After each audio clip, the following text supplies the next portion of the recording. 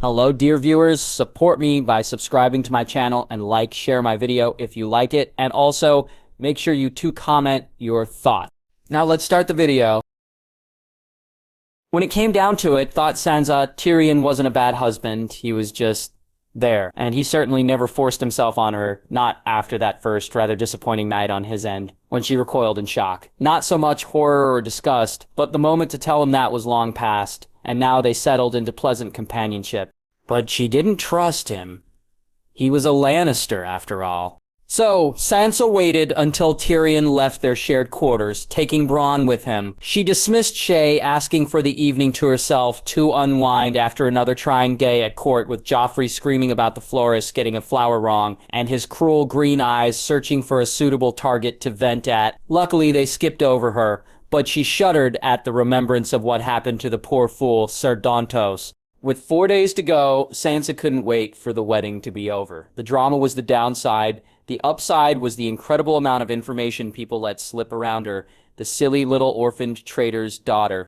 The other day, she overheard two Saurus talking about the Ironborn raids changing from attacking the north, which had suddenly become incredibly well defended, to focusing their attention on Lannisport. Tywin was apparently spitting mad as his brother Sir Kevin wasn't do as good as a job as he had hoped, keeping the Ironborn away. Why? Even the servants in the castle were ignoring her. Now, two gossiping maids had mentioned the words "the Queen" and "kettle black" in the same sentence, with some rather excitable giggles, and from there, Sansa had a good idea of what was going on. Flopping down on the bed like the teen she was, Sansa laughed a little to herself and felt a grin stretch across her lips. Who knew spying could be so much fun? I suddenly understand why Lord Varys does what he does. The very idea, the absolute power in knowing something about someone or something happening elsewhere while others were completely clueless, gave Sansa a thrill of pleasure. Oh, all those lords, ladies, and people of the court and castle just saw Sansa Stark, the traitor's daughter and silly, silly little girl, but with what she was learning, what she was discovering, not only about others, but also about herself.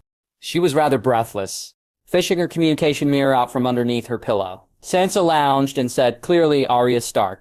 It took a few moments before Sansa's reflection turned into murkiness, and then her sister's long, pale face appeared. Sansa blinked in surprise. Arya looked tired, her gray eyes slightly dull, and her hair, no longer a short, boyish chop, was growing past her chin. Arya, began Sansa, you look, well.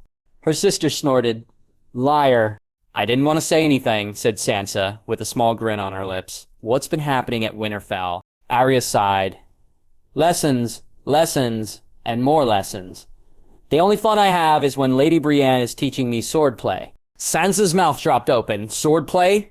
Arya. Oh, don't you start too, groaned Arya. Robb didn't mind. And Hermione is always interested. Besides, Lyra and Jarell Mormont are here, and they have blades. Yes, but they're Mormonts, said Sansa, like that explained everything. She rolled her eyes and looked up at the stone ceiling of her quarters. Arya huffed something, and they fell silent. Then, did you call for a reason other than complain how I'm not being all ladylike?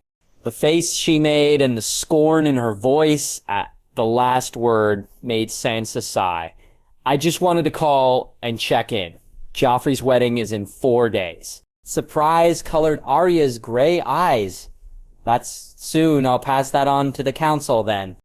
Council? Asked a curious Sansa, sitting up. Iran nodded, her voice rote and dry as she spoke. We have a council now, made up of the North and Riverlands lords. Everyone has an equal say on topics, but I get the final vote in matters as Robb's proxy and Princess of the North. That doesn't sound like you, commented Sansa, eyes narrowing. That's because it's a jumble of what Uncle Brynden and Lord Bolton and Lady Brienne and Hermione have said to me, replied Arya, snark in her voice. I did say I was having lessons, didn't I, stupid? Sansa felt a flash of annoyance, and it was suddenly like being back at Winterfell, her and Arya arguing over something stupid. Arya, she growled. Arya muttered something under her breath. Anyway, what else is going on? Sansa hesitated. Should I tell you or someone else? Someone else? Arya looked surprised as she echoed the words. Well, I suppose Hermione could be told, "Let me just go find her." Hesitation welled in Sansa, and she felt her palms become sweaty with nerves as Arya's face shifted to look at the dizzying fast trot of Winterfell's walls. Sansa turned her face away, taking a deep breath. "I've never spoken to Lady Hermione. She must be very powerful to help the North and the Riverlands as she has done, and I can understand why Lord Varys would be frightened of that. But I must remember that she is a friend to my family." "Hermione? Arya?" Sansa could hear the distant voices as they spoke through the open connection on the mirror and swallowed quickly, dampening her lips before Arya's face appeared in the frame once more, stating, "Here's Hermione." The woman that Sansa had built in her mind was that of another Cersei, older, beautiful, with sharp eyes and a cruel mouth, possibly some exotic-looking woman from a far-off realm like Ashai or Yti. What Sansa saw was a young woman slightly older than she was. At the same age, she would put her brother and half-brother, and Marguerite, perhaps, with voluminous, curly brown hair from an oval face. There was a splattering of freckles across her nose, and the most remarkable thing about the woman was her light brown eyes, that when the flickering light of a nearby candle caught them, they turned amber. "Hello, Princess Sansa," greeted the witch, her voice a bit higher than Sansa was expecting as well. It was surprisingly normal. Then what she said registered, and Sansa blinked. "Princess? Your brother is a king," said Hermione, and her lips turned up at the corners in amusement.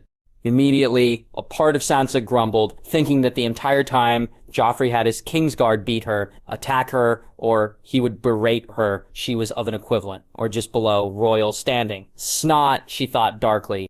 "How can I help you?" Hermione continued speaking. Has Arya explained what I'm doing in King's Landing?" She began, stumbling over her words in her sudden bashfulness at the authoritative but kind tone. Hermione spoke in. The woman in the mirror nodded. Sansa took a deep breath and continued, "Despite the upcoming royal wedding, things are tense here." She paused, but Hermione's face was understanding. And with a small nod, Sansa felt some confidence in their communication. She glanced around and went to lower her voice. "No, wait," instructed the witch. Her eyes narrowed in thought. "Prop the mirror up to your room, where there is an empty space." Sansa, confused and hesitant. Sansa was slow to do so, but Hermione made no remarks about it. She turned to the pillows at the head of the bed, fluffed 2 of them, and then placed the mirror upright so it was propped against the Lannister red cover. From there, the view would be the length of the bed and the large open space at its foot. "Thank you," said Hermione, her voice slightly distant. Thought Sansa, feeling useless, as she was sprawled on Tyrion's side of the bed, facing the mirror.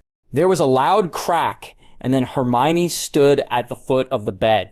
It was so unexpected, so completely alien, that Sansa blinked for a solid 30 seconds in shock, her mouth hanging open as she jackknifed into a sitting position on the bed.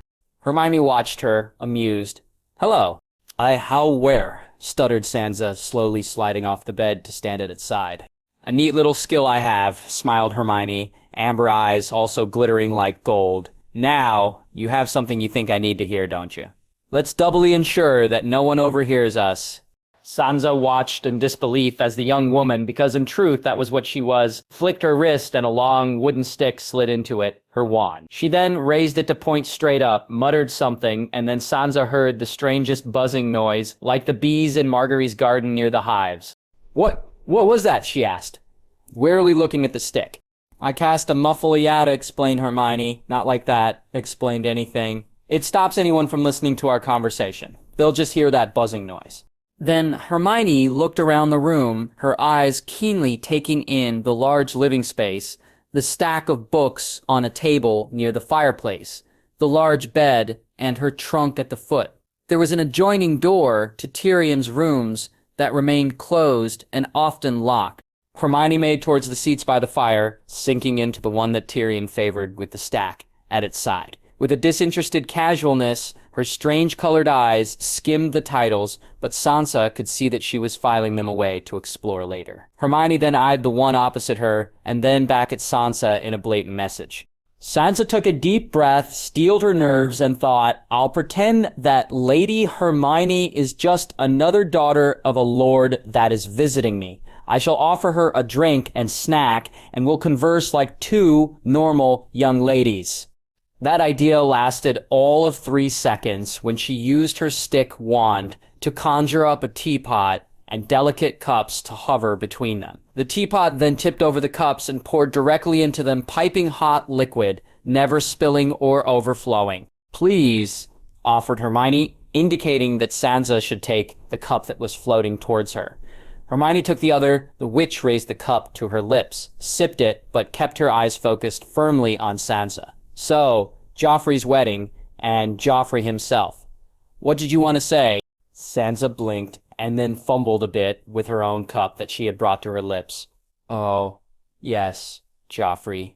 Well, he is insane. The things he does, it's mainly for his own pleasure, and it's usually at the expense of someone else's humiliation or in the pleasure of their pain. The Queen has a hard time controlling him and his impulses." There was a frown on Hermione's face. She spends her time trying to contain him, or planning on her own schemes to get her brother back. "Jaime Lannister," Hermione interrupted, eyebrows flying up. Sansa nodded. "She plans to get him back?" continued the incredulous Hermione. "Does she even know where he is, or what's happened to him?" Sansa frowned. "I am not sure. All she ever says is that he's being kept by us, northern barbarians, somewhere in the Riverlands." She broke off as Hermione let out a loud laugh. The witch brought a hand up to cover her mouth. The corners of her eyes crinkled up in amusement. "Oh, Sansa, thank you for that." The redhead blinked. "You're welcome? What did I say that was so amusing?" Hermione giggled a bit more and then took a deep breath to calm herself. "Well, I'm glad some of our deceptions are working. Anyway, sorry about that. What else?" Frowning, Sansa took a moment to compose herself. The Queen keeps herself busy most of the time. When she's not trying to stop Joffrey from doing something, she's drinking or with certain people. In fact, thought Sansa darkly, she could probably keep up with Tyrion at this point in a drinking competition with how much arbor gold she's putting away. Certain people. There was a wicked glint in Hermione's eyes and laconic drawl that equally oozed confidence and contempt. "Oh, I can't wait to use that somewhere. Any names?" Maurice Kettleblack supplied Sansa automatically, surprised at the sudden shift in her voice and tone. "Probably others. She trailed off here, bringing her hands in front of her and wringing them nervously. A trait she had forced herself to stop doing shortly after her father's beheading. "I think Lancel is another." "Lancel?" repeated Hermione, and under her breath, Sansa heard her mutter, "What kind of a name is Lancel anyway? It's ridiculously close to Lancelot. And already I've got an idea of where this is going. Merlin." "The Queen's cousin," replied Sansa, her voice small. Hermione snorted, a highly unladylike sound. Figures she'd keep it in the family. Sansa turned bright red at the insinuation. Hermione's eyes caught Sansa's, and she all but demanded, "Does Tywin Lannister know?" "No," squeaked Sansa. "About his daughter, an eldest son, or the cousins?" Sansa shook her head quickly. "I'm sure there's been rumors, but the Queen gets rid of her staff fairly quickly, and rumors are easier to ignore when they're fearful ones. Kept mostly quiet." "There's a saying where I'm from," said Hermione as she rolled her eyes. "3 can keep a secret if 2 of them is dead." That's Sansa's mouth turned down into a frown. Morbid. And succinct. Hermione turned and surveyed the room. "So Tywin's willfully ignorant of things, is he?" "But he's very much in control," argued Sansa to Hermione's back, as the woman began to move around, glancing out of the windows and balcony doors. "Everything is done on his say-so, except for the few who are entirely in the Queen's pockets. And I don't think there are that many. Besides, he lets Joffrey do quite a lot unless it hurts the Lannister name or truly would upset the small folk or court." "What does he let Joffrey do?" asked a curious Hermione as she turned from the view. Several red brick towers, a small garden, and then the shining blue of the ocean beyond turning black as the moon slowly rose to look at Sansa. Instead, she found the younger girl hunched, her face turned away as it turned red, and her hands, in front of her body, trembled. "Sansa?" Sansa swallowed her fear and glanced up. "He?"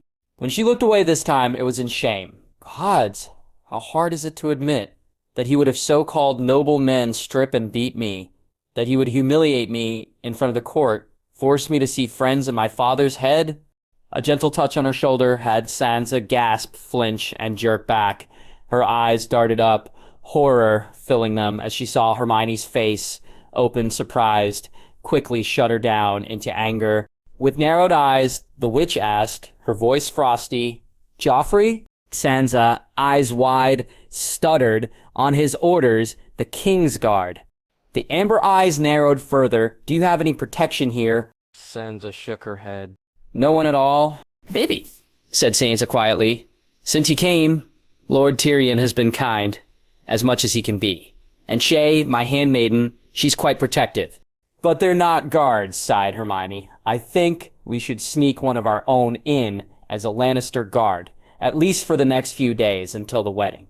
Once that's over and done with, I don't care how you feel about spying anymore. You're coming back to Winterfell. This has gone on enough." And although Sansa was all prepared to be left behind, as she had been for some time in King's Landing, hearing those words from Hermione made something in her pop. A worry, a fear of some sort, no longer hung over her head. Home, she thought wistfully. I'm gonna go home, soon. While she daydreamed of Winterfell's tall spires, the scent of winter roses and cinnamon, Hermione had her own mirror out and was finishing a conversation. "If you don't mind, of course." "Not at all, Lady Hermione," said a male voice. "Excellent. I'll apparate to you, and then we'll side along here," finished Hermione, ending her mirror call with whoever was on the other side. Catching Sansa's eyes, Hermione said, "I'll be right back." She turned on her heel and disappeared with a crack, and along with it, Sansa heard the strange buzz from her spell dissipate as well.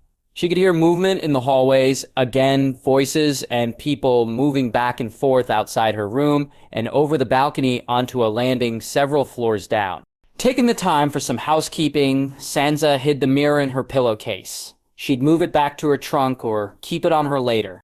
Another loud crack had her spinning around, breath caught in her throat. At Hermione's side, looking very green in the face, was a tall, broad-shouldered man. His hair was dark in the flickering candlelight of her quarters, but the faint fuzz on his chin and cheeks was light enough to pass as blonde. Sansa had never seen him before in her life. Hermione, at the man's side, let go of his arm. He swayed but made a good attempt not to appear, overcome from her magic, straightening his back. "Princess Sansa," began Hermione, stressing her title, "allow me to introduce you to Eddard Karstark, Lord Rickard Karstark's second eld." She broke off, a wretched look on her face for a moment. Eddard's face shuddered, but the two recovered, and Sansa watched as Hermione cleared her throat before continuing, her voice strained. "That is, Lord Karstark's younger son." Years of training overtook Sansa at that moment, and she curtsied, despite her intense curiosity. One of Father's men's sons, a Karstark, a northerner. Her head dipped, and then she smoothly rose, blue eyes glancing over the man's square jaw and narrow eyes, and his rather implacable face. "Princess," he said, reaching for her hand and kissing the back of it lightly. "Ed here is going to be our pretend Lannister guard," explained Hermione. "He was the only blonde I could think of quickly. That was part of your brother's personal guard, and he's been a good friend." Sansa's eyes quickly flicked between the two. "A good friend?" But neither stood close, and the way that Hermione stood next to Ed was merely as someone who entered the room at the same time, not someone who pined to be in his presence. Something, however, tied them together. "Now, Sansa," said Hermione, turning to face Eddard Karstark, whose genial expression slowly shifted into wariness, "tell me, what do the Lannister guards wear?" "My lady," said Ed slowly, his tone hesitant. "Surely you're not going to alter my armor?" Hermione blinked. "Of course I am, Ed. Honestly, what did you think I was going to do?" "But my lady..." Sansa had never heard such a whine come from a grown man, except for Joffrey, and while the king's was cruel and from a belligerent, spoiled brat, Karstark's was almost playful, if not in truth, slightly worried. "Oh, grow up, Ed," muttered Hermione, and with a few flicks and swishes of her wand, Sansa watched in fascination as his boiled leathers turned into steel, changing in color to gold. His ornaments, several very northern in feature and design, disappeared, swallowed up into the armor, and his woolen tunic and trousers changed fabric as well. As they changed shape around his legs, Eddard yipped. Hermione glared at him. "It's tight," he complained, shifting awkwardly. She rolled her eyes, and his boots turned into the soft leather ones that Sansa saw the men wear around King's Landing. "You'll need a helmet," she said, absently as she surveyed the tall northerner and Lannister colors before her. He would certainly pass as one of them by looks, but unfortunately, he still sounds like a northerner. A mutter and one of Sansa's discarded and unfinished embroideries turned into a gold helmet with a nose guard. It floated over and then fit itself on Karstark's head. A look of abject misery was etched on the man's face. "Best be mute then, Ed," grinned Hermione. "I'm sure you can survive a few days without mouthing off to anyone, right?" He glowered. Hermione turned back to Sansa. "Don't be a hero, okay? Your life is more important than any information you might learn. So, if you think things are getting too dangerous, you call for Arya, or me." Sansa nodded, glancing over at her new protector. "Thank you, Lord Eddard." She then looked at Hermione. "And thank you, Lady Hermione." Hermione, really, the witch stressed. "Take care of yourself. Robb would never forgive me if something happened to you that I could prevent." She gave a small, strained smile, glancing at Karstark. "You behave. Keep her safe." To both them, she stepped back and said, "See you in a few days." And with a crack, she was gone. "Do you normally have an evening guard, Princess?" asked Karstark quietly, trying to mumble so he didn't have a thick accent. He tilted his head and tried the sentence again at a low volume with a different accent. Sansa stifled a giggle. "Sometimes." "Then I'll stand guard tonight," he said, bowing to her and stepping out of the room promptly, leaving Sansa in a patch of candlelight. As she climbed into bed, blowing out a nearby candle, she realized that that was going to be the first time in a long time that she felt safe enough to sleep without a light on. It was a wonderful feeling, and she fell asleep with a smile on her face. Robb watched with a keen eye as Bill Weasley painfully and carefully traced the runes into the back of the mirror's case. At his side, his wife was making clucks with her tongue, or thoughtful hums, as he etched the markings into the metal, a slow task with several discerning eyes watching him. On the other side of the scarred man was Professor Flitwick, nodding along with commentary such as, "Oh yes, excellent, just like that young William, or carefully now, just the tiniest flare on the edge of that rune." Despite being a charms master, the old professor was knowledgeable in several other fields and offered his criticisms to their cause freely. Tense, Robb finally gave in to the urge to pace, wandering down one length of the kitchen toward the stove, and then back to the pantry wall. Harry, who was leaning against the beam that separated the extended dining room to the kitchen with his arms folded, watched him. His emerald eyes followed Robb's pacing steadily. "You need to relax," said Harry suddenly. "Harry," warned Bill, his voice strained in tension. "Either speak or don't, but one or the other. Okay, mate." Harry sent an apologetic look toward Bill, who didn't even look up from his work. Luna, however, at Flitwick's elbow, did and gave him a small smile. "Sorry," said the boy who lived, turning back to Robb. "As for you, you're going to upset yourself more by working yourself up into a state." Harry made a face. "Merlin, I sound like Molly," he sighed, and pushed off the wall, placing himself in Robb's way. "Harry," said the young king through gritted teeth, "out of the way. I need to do something." "And you thought pacing was the right idea?" asked the black-haired young man, shaking his head. "I can't do anything," replied Robb tersely. "What else am I supposed to do?" "Gobstones," suggested Luna, and Bill growled under his breath. The blonde peered at him and asked, "Is there something wrong with your throat, William?" At his other side, his wife snickered. "Please," implored Bill, finally looking up from the mirror, his face drawn. "Can you all just go somewhere else?" "Merlin, I think it is best if we leave William to it," declared Fleur, although there was a vague glint of amusement in her eyes. "Luna? Harry? Robb? Perhaps we can retire to the parlor." "Your Grace, would you tell us about your family and, Winterfell?" Glad to be distracted, although grumbling in the need to be, Robb silently acquiesced, following Harry as he and Fleur led him and Luna out of the kitchen. He also ignored Bill's breathy "finally" as he did so, and found he couldn't fault the man. But if something happened to that mirror... With a sigh, he ran his hand through his auburn hair, letting it drop heavily to his side. Harry and Luna were already on a love seat in the parlor, and Fleur had taken up as hostess, pouring tea from a delicate bone-white set with blue flowers running along the sides that Robb had never seen before at the dark, grim old place.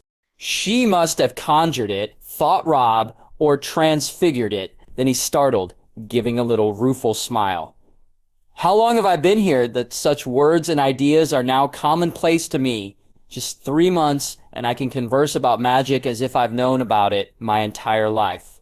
Fleur waited until everyone had had a cup of tea with the right amount of milk, honey, or lemon for each of the guests, and then asked, "Please tell us about Winterfell." Where to start? Well, the first you should know is that the North is always cold, or at least that's what the Southerners say. Without realizing it, Fleur managed to get Robb to think positively of the North, Winterfell, and Westeros. He spoke about the cold winds from the north that blew over Last Hearth and Carhold, down the Gift and towards the Neck. He spoke of the smell of the pines and weirwood. He spoke of ice and snow in the midst of summer. He spoke of Sansa, her polite manners and her red hair, so alike and yet dissimilar to the Weasley red, of Arya and her stubbornness and tenacity, of Bran and his willful desires and dreams that ended when he fell from the broken tower, of Rickon and his ability to get into trouble and curiosity, and of Jon, his solemn half-brother, who had more honor in his pinky finger than most others. "It was something that I always admired," said Robb, winding down from talking about his family to end on a melancholic topic of his father. He said, "The man who passes the sentence swings the sword, and I took that to heart. Any decisions that I make, I alone make them, and should honor that decision by following through with action. Words make deeds." Harry was nodding while both Luna and Fleur were contemplative. "Your family is out, do you say? So interesting," said Fleur, her chin cupped by her hands as she rested her elbows on her knees. "What a history to know and have claim to." Her face smoothed out. "And my condolences on your father's death, Robb." Robb's mouth pressed into a thin, wan smile. "Thank you, Fleur." Before the silence could become oppressive, a throat was cleared. The four in the room turned to the entrance where Bill stood. "The mirror's ready," he said, looking at them all, but finishing by holding his gaze with Robb. "We're ready when you are." Immediately, the king leaped to his feet and was in the kitchen so fast he thought he had magical powers and apparated. Flitwick gently passed the mirror to him, and Robb cautiously looked at those who gathered around him by the kitchen island. "What do I do?" "Use it like normal," instructed Flitwick, shaking his head and then speaking in fond, amazed tones. "Absolute genius. Genius, I say, Mr. Potter. Your father and Sirius Black were quite the inventors to create these mirrors. And for Miss Granger to then mimic it without the original as a reference. Why, simply marvelous." Robb looked around at the faces next to him, Harry's encouraging, hopeful one, Luna's curious, Fleur's radiant, and Bill's nervous, and took a deep breath. He held the mirror up to his face, taking in the pale color of his cheeks, the dark circles under his eyes from sleepless nights. "Hermione Granger." His reflection continued to stare back at him. "Hermione Granger," he said, his voice a bit stronger and more commanding. Nothing. Throat tight, he burst out, "Hermione Granger, Arya Stark, Sansa Stark, Hermione, anyone?" He looked up. "What's wrong? What's happened?" Bill frowned. "I am not sure. The runes were all perfectly done, but it's not working," protested Robb angrily. "Why not? What did you do?" "Whoa, hold on, now," began Bill, his voice placating and calm as he held up two hands. "The runes are correct. Professor Flitwick, I, and several others conferred for weeks and ensured that these would be the right combination before we etched them." "But," Robb bit his lower lip in consternation, "then why isn't it connecting?" Bill shrugged. "I don't know." "Could Hermione not have the mirror with her?" suggested Fleur. Harry shook his head. "It doesn't work like that. We would go foggy. Even if she didn't pick up on her end, the connection would be open on ours."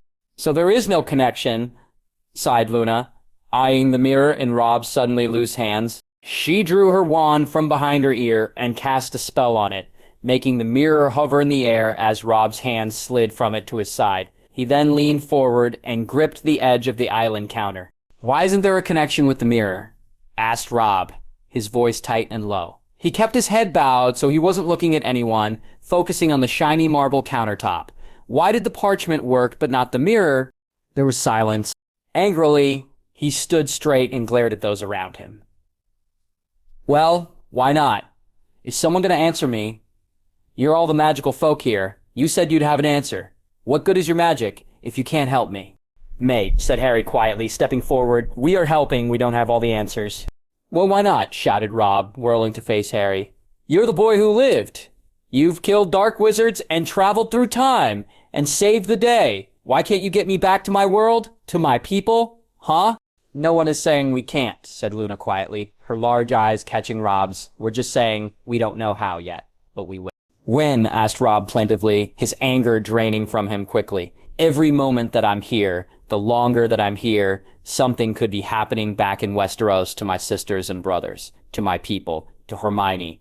We said we'd find a way, said Harry, placing a hand on Robb's shoulder. And we will, because you can bet that while we're doing what we can from here, Hermione will be doing what she can from Westeros. And if anyone can figure things out, it's her. And all of us, we can do it too.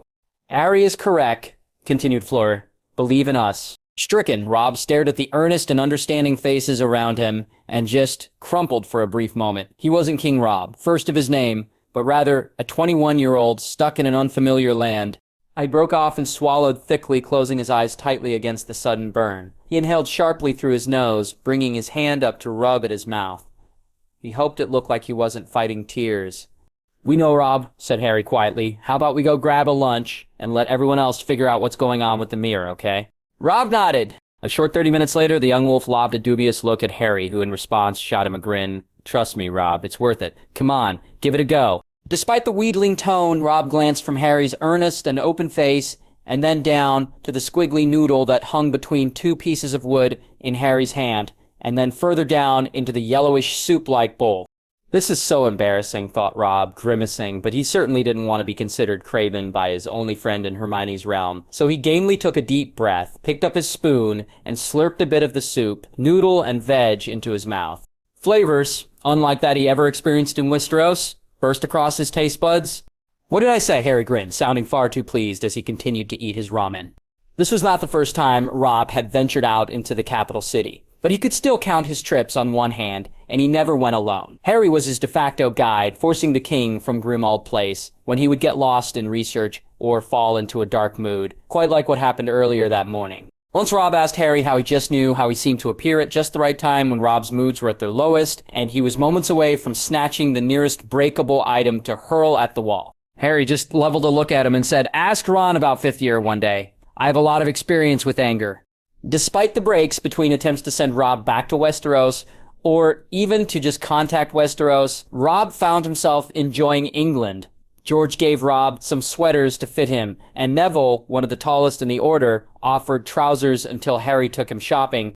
Now, weeks later, Robb found that he enjoyed the strangest things of England, the ease of their clothing. Zippers were a gift from the gods, chocolate ice cream, owl post, and the quibbler, and recently, Quidditch. And in learning about these things, he learned about Harry as well, who was the one who dragged him around. I've never really played tourist in my own city before. We can learn together. He wasn't ignoring the fact that it had been 3 months since he arrived in Hermione's world, or that he and the others assigned to various tasks hadn't made a breakthrough in reaching Westeros. The parchment and scribbles meant that there was something coming and going between the two worlds, but that there was signal interference, as Luna put it. They needed to refine that signal. The lack of reaction from the mirror, one of the few personal items he had with him connected to not only Westeros, but Hermione, sent him spiraling, and Professor Flitwick, Luna, Fleur Delacour Weasley, and Bill scrambling to discover why the mirror failed to work. As Robb's mood darkened, he was kidnapped by Harry to kill a few hours, and to take Robb's mind off the mirror. The two men finished their late lunch, Harry paid, and they left the small restaurant. As always, Robb stopped as soon as they exited, and took a moment to marvel at the sheer size and scale of London. Intellectually, while he knew that the Citadel in Old Town was the tallest building in Westeros, it paled in comparison to the number of skyscrapers and flats that packed people in the dense city. King's Landing at its fullest would never come near the population that London had. Harry, as always when Robb did this, smiled patiently. "The air smells different," said Robb abruptly. "That's something I miss of Winterfell and Westeros. The air is cleaner. Here, it's muggy, dirty. The joys of progress and advancement," commented Harry idly, shoving his hands into his pockets. "Come on, there's a Waterstones nearby. Hermione'd kill me if I didn't take you to one bookstore. The entire time you're here." The Waterstones was 2 floors, and for Robb it was eye-opening. There are so many books. Maester Luwin would have loved this. The glossy covers, the variety of topics, they caught Robb's attention, and he trailed down on the aisle to the next, stopping here and there to reverently pick something up from the display, marveling at the multiple copies down to the exact detail. Harry followed along behind, pursuing his own interests in the same aisle. Eventually, they ended up in military history. Robb's mouth dropped open at the titles, mouthing them as he squinted at some, turned sideways on the shelves. The Templars, Say Yes, Ghost Patrol, Churchill's Ministry of Ungentlemanly Warfare, Praetorian, World War II at Sea, the Norman Conquest, Napoleon the Great. There were names of men and some women who did things that he never thought possible. Wars that Hermione's realm experienced that devastated countries and toppled governments. There were even some wars that were ongoing. Not like Robb could tell. London seemed detached from the politics of far-off countries. But the covers of flying machines, men dressed in armor, not of steel, but professional business attire, men and women who spied in the enemy's strongholds, maps of places Robb would never see or visit, photographs, as Harry called them, pictures taken immediately during or after a battle. It hit Robb hard to see such destruction, and he could only think back to his own trek through the Riverlands, the pillaging of the small folk and their lands, and even of the ruin that, as the crash... Harry came to a stop next to him, glancing down at the cover. Oh, Churchill, wartime leader, a national hero. He was your king? Asked a curious Robb. Prime Minister, answered Harry. Our king at the time was George, our queen's father. Most royalty is figureheads now, including ours. They can still make decisions and vetoes as a constitutional monarchy. But for the most part, we're ruled by our prime minister and their cabinet government. Robb frowned, looking back at the large man on the cover of the book he was holding. What was so special about this Churchill? Harry gave a wry smile that was more pained remembrance than fondness. All the great things are simple, and many can be expressed in a single word: freedom, justice, honor, duty, mercy, hope. That is very true, mused Robb thoughtfully. And then there's one of my favorites, continued Harry, fixing his emerald eyes on Robb's blue and holding his stare. Never, never, never give up. Message received, thought Robb. They left the Waterstones shortly after, Robb with a few books from the military history section and a new drive for research. He'd find a way home, to his sisters, his brothers, a way home to his people in the north and those in the Riverlands, even find his way back to Hermione, and he wasn't ever going to give up looking. Hermione once thought organizing her Hogwarts notes and color-coding them, as well as planning a month-to-month study planner for herself, Harry, Ron, and sometimes Neville, was difficult. Clearly, she had never attempted to help run 2 countries before.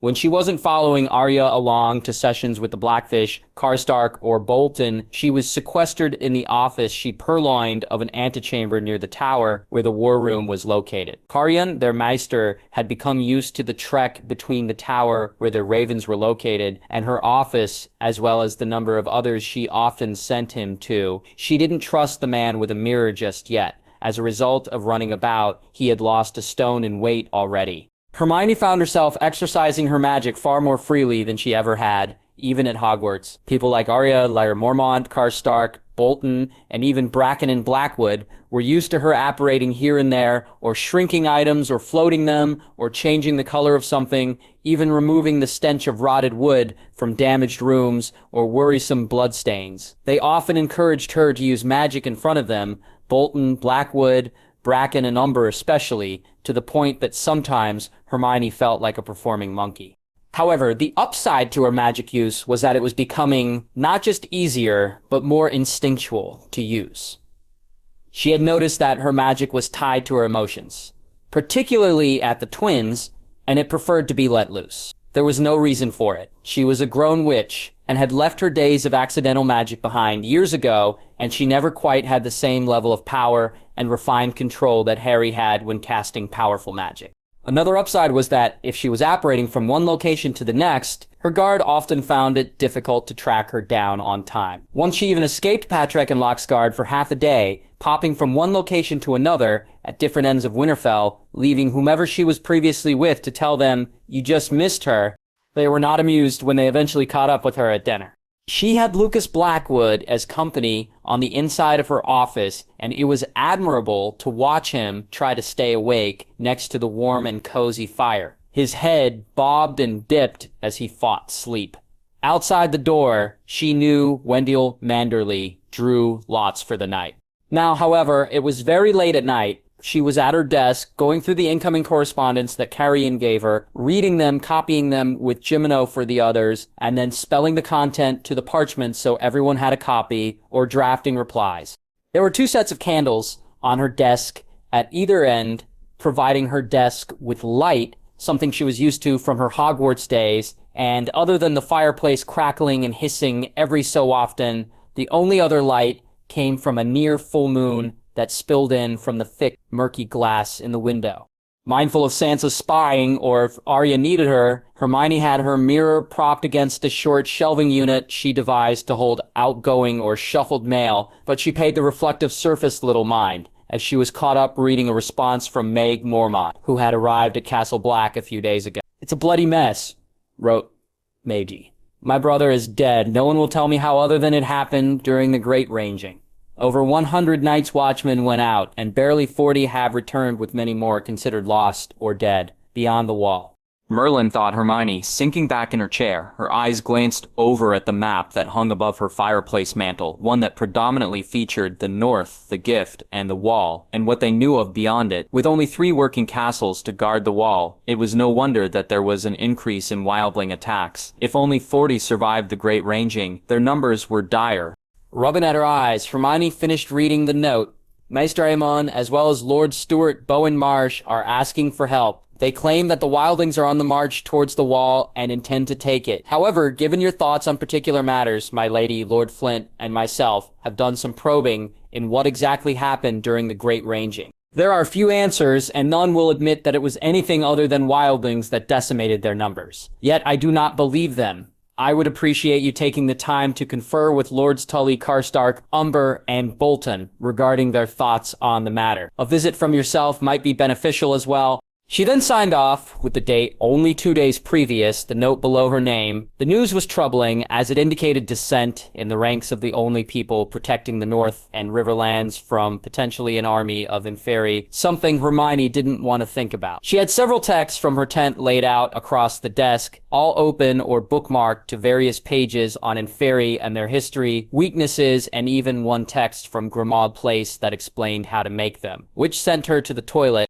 Opening her homemade planner, she used a self-writing quill to pencil in "Visit Castle Black soon" under the tasks section.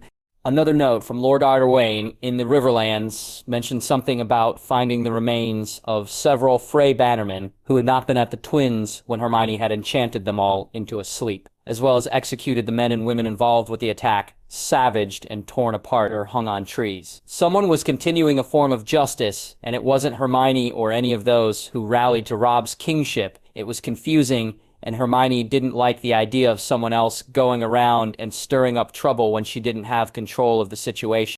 And worse, another note passed on from both Manderley and Sir Quincy Cox mentioned that anyone trading from Essos and their ports, which was rare itself, mentioned that there were dragons in Essos. Dragons. Hermione thought she was finished with dragons beside mentions in books, the Triwizard Tournament, and breaking out of Gringotts on the back of one.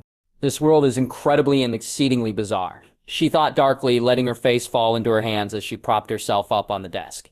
She fought the urge to let go of her temper and sweep her desk of the remaining notes. Her heart was pounding, and there was a headache blossoming behind her eyes, in time to her racing heart. She grit her teeth and breathed deeply through her nose. And in the middle of her simmering temper, Sansa's frantic, chirping voice spoke from the mirror. "Hermione? Lady Hermione? Can you hear me?"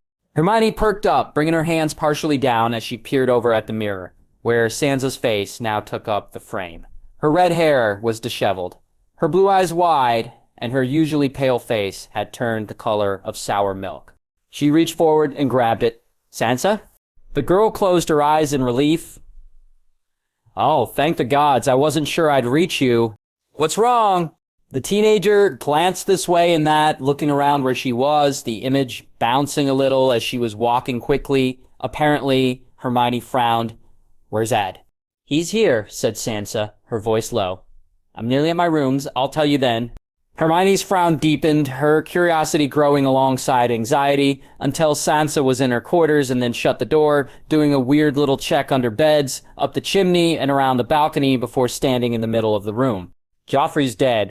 Hermione pushed back from the desk and stood from her chair before she realized what she was doing. "What?" Sansa nodded. "A few days ago, now, choked on a poison at his own wedding. I saw it happen, we all did. It was..." She shuddered, closing her eyes as she remembered. Her voice dropped until it was a bare hint of breath. "I hated him. I'm glad he's dead. Is his younger brother king now? Hermione thought back at some of the things Arya had told her about the Lannister family. What's his name? Tommen will be sworn in shortly, agreed Sansa, before the trial. Dread crept through Hermione's curiosity and anxiety. Trial? There was some mumbling. Hermione heard Ed say something but wasn't sure what, and then the mirror was plucked from Sansa's hand, and Ed's face filled the mirror instead. The princess won't tell you, so I will. Then king shit. Lord Eddard died. The queen bitch lost it. She started screaming that it was all the imp's fault because he was the one serving the brat wine. Guards arrested him, and then arrested Sansa because she's his wife. Eddard's face was emotionless as he spoke, but Hermione saw the tightening of his jaw, the narrowing of his eyes, and saw his anger.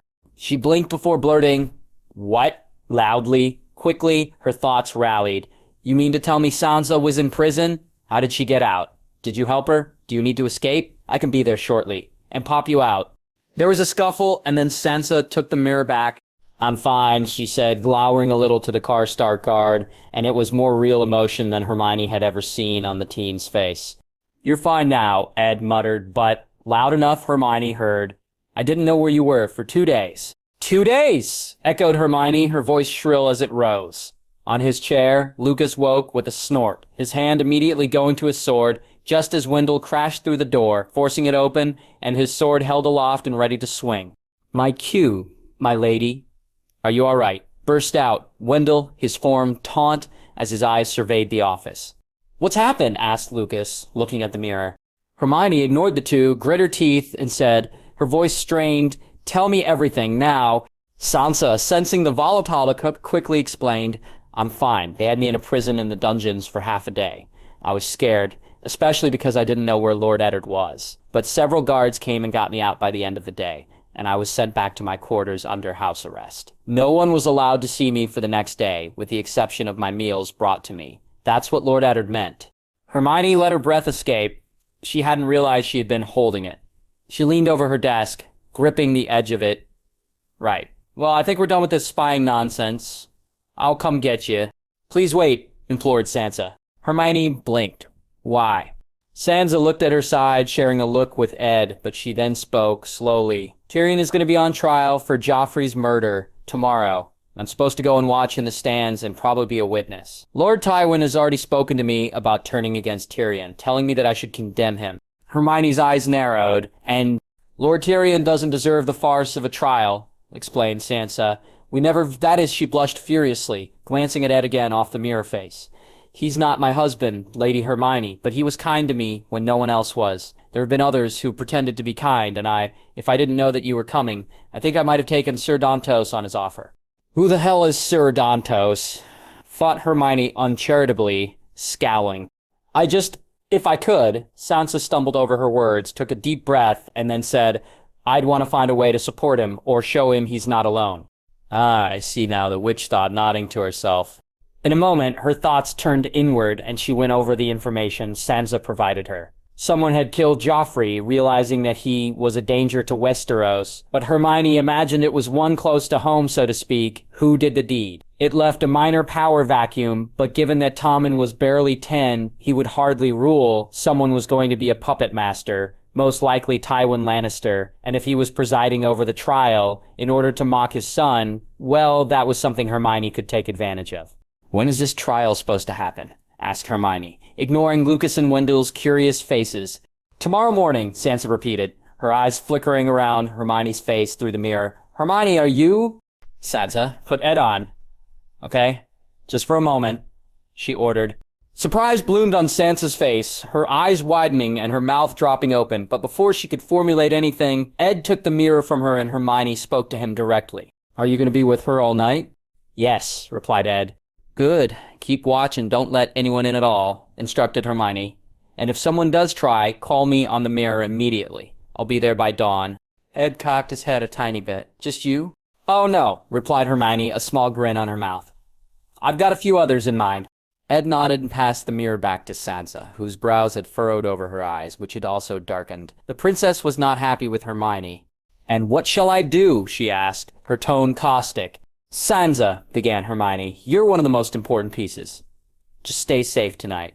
Tomorrow, you'll be in Winterfell." Before allowing any more discussion, Hermione signed off on the mirror. Looking up at Lucas and Wendell, as Hermione's gaze settled on them, they both stood up straight. "My lady?"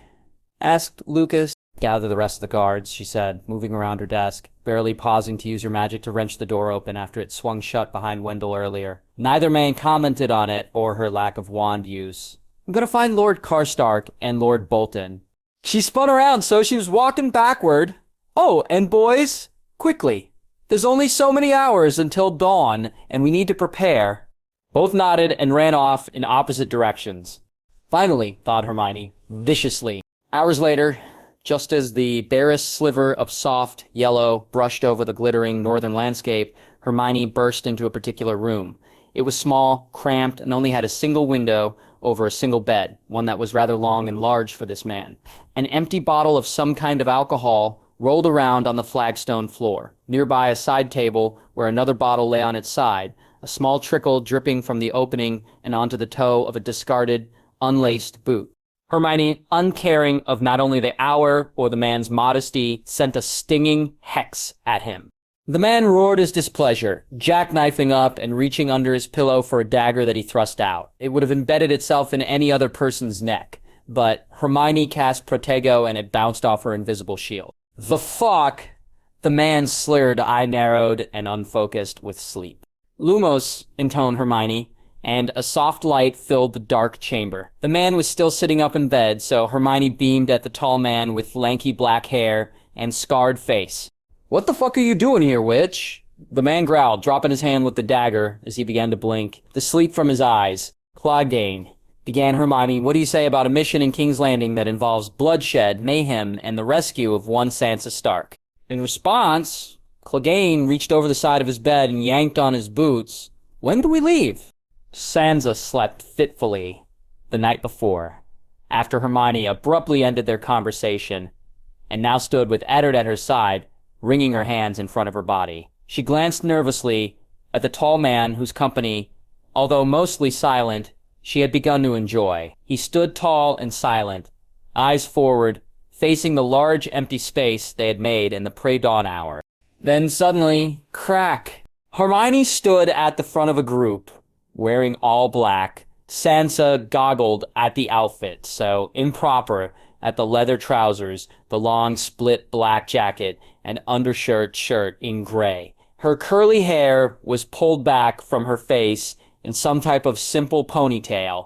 Behind and beside her were a few familiar faces. Sansa recognized Lord Karstark and Lord Bolton, two men who did sometimes visit Winterfell when her father was alive. There were two very tall men. One had a wild, excited look about him, and the other had a whitish beard and eyes similar to her and her mother.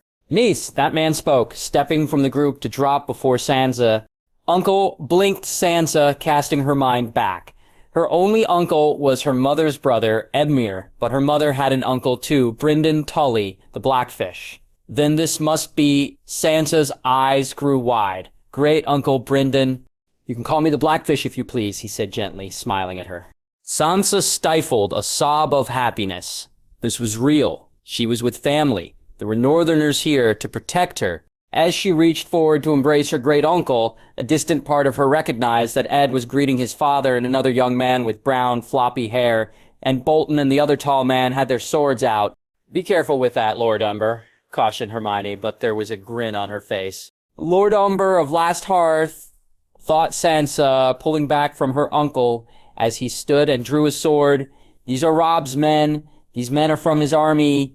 Sansa is going to lead us to the trial." Hermione was instructing, and Sansa had missed a portion of it. "I'll make sure to cast Notice-Me-Nots along the way so we aren't disturbed as we go. This is going to be like the twins, quick and silent."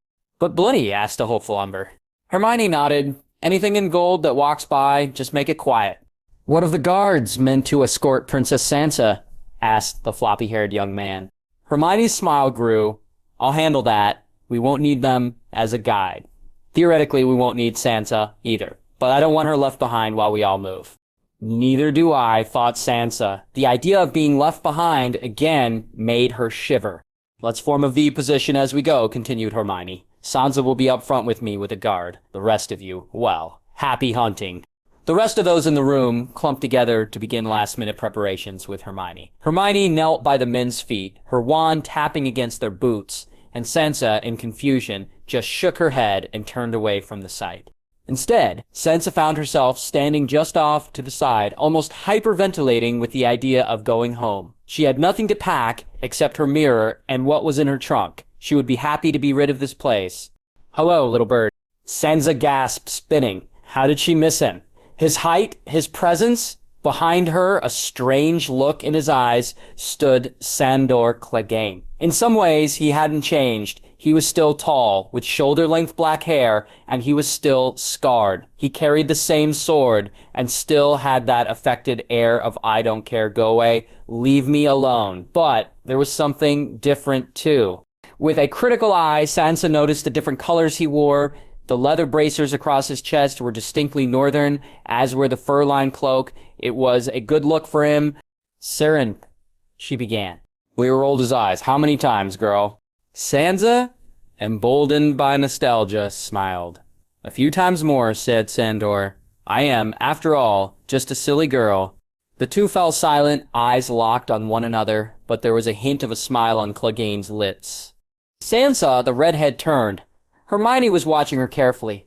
"We're going to be going shortly. Is there anything you want to take with you?" "Just my trunk," she replied, pointing at it.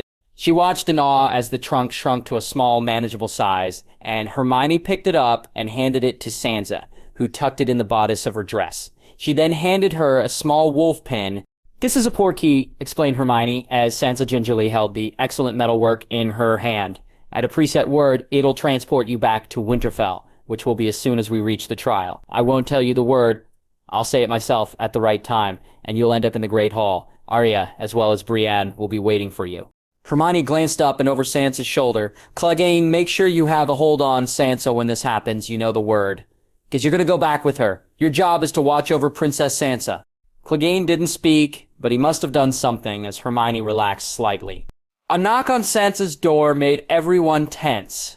"Showtime," she heard Hermione mutter. After that, it all went quick. Hermione opened the door, and upon seeing the two guards surprised that it wasn't Sansa who opened it, Hermione took advantage and hit them both with a cutting charm to their necks. Without any warning, she caught them with a Wingardium Leviosa, bringing them into the room.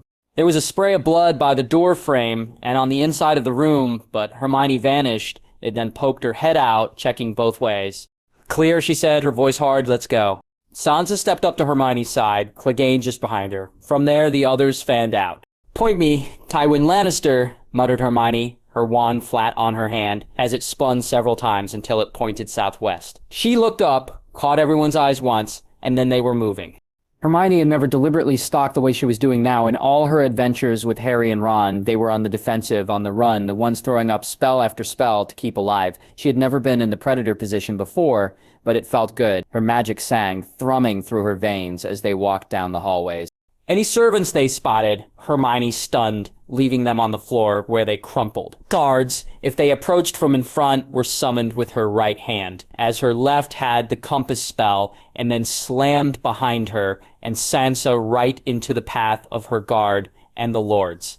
Hermione did not allow Sansa to look back. The girl had a few times turned her head, but Hermione distracted her, catching her eyes and shaking her head, and once even Clegane stepped into the path directly behind Sansa, so she couldn't see the carnage they were leaving behind.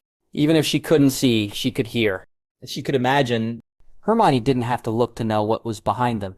There were the soft gurgles of soldiers and men choking on their own blood, the pained little cries of those being run through, the heavy thunk their bodies made as they collapsed on the floor and were left there. The smell of copper and iron was heavy. Eventually, they reached where they needed to be. There was more foot traffic, and Hermione had to slow them down and cast a disillusion spell. In one long line, they hugged along the wall, with Hermione at the head, peering around at a large guarded wooden door. The men on either side held spears, not swords. Behind, there were murmurs and the sound of people talking, even jeering. The trial had already begun. She looked up, following the smooth walls of the keep to where wooden beams crisscrossed, slightly recessed was a catwalk and some flickering light. If Hermione was to guess, there was a balcony overlooking the trial room, That's the throne room, Sansa, right behind her, whispered. Tommen must already be king. Time for you to go, whispered Hermione, turning to Sansa. The teen stared at Hermione, something in her face torn between relief and indignation of not being able to follow this through. Behind her, Clegane put a hand on her shoulder. Ready? At Sansa's tentative nod, Clegane tightened his hand and scowled. Hermione grinned. Go, Gryffindor. Then they were gone, the space where the two stood empty.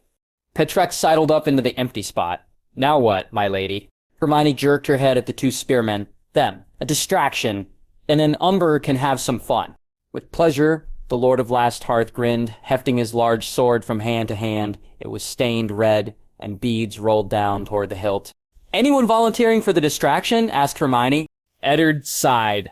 I'm the only one dressed like a Lannister still. I'll do it. He stepped out and around the group, a purposeful swagger to him as he turned around the corner and walked toward the two guards. They glanced at one another, and then one called, Halt! This is a closed trial. You can't... As they focused on Ed, they missed Umber sneaking up on them with the disillusion spell still on him. He blended into the sand color of the walls and had cut down the one spearman while the second spoke. What the... The spearman turned, eyes under his helm widening in shock. He shouldn't have taken his eyes off Ed, who promptly unsheathed his sword and rammed it through a guard between the chest plate and chin guard. He had a moment of stunned horror, and then as Ed yanked the sword back, all at eye level, the guard slid noiselessly to the floor. Hermione stepped out from the corner. Up we go. How? Asked Umber, cleaning his sword with the dead Lannister guard's tunic. Hermione tilted her head up and grinned. Oh no, moaned Ed. I remember this. I saw you and Daisy practice this once, and you trounced Tor and I. Hermione tossed the grin at Ed, my first victim. My lady, no! Ed whined, but Hermione's magic caught him around the waist, and with Wingardium Leviosa directing the large soldier, Ed flew up and over the short rail on the catwalk. Once he had his balance, his Lannister uniform and armor changed back to his northern-style pieces, and he ran his hands down his chest and sighed with relief.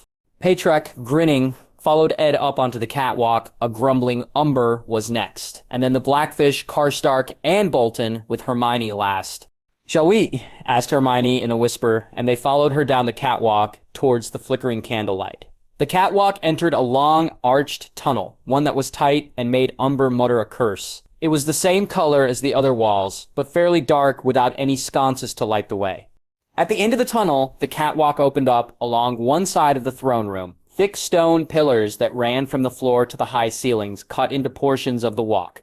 There were 3 in total on each side of the room. Their colors were darker, a shade of green that appeared black, closer to the top of the ceiling.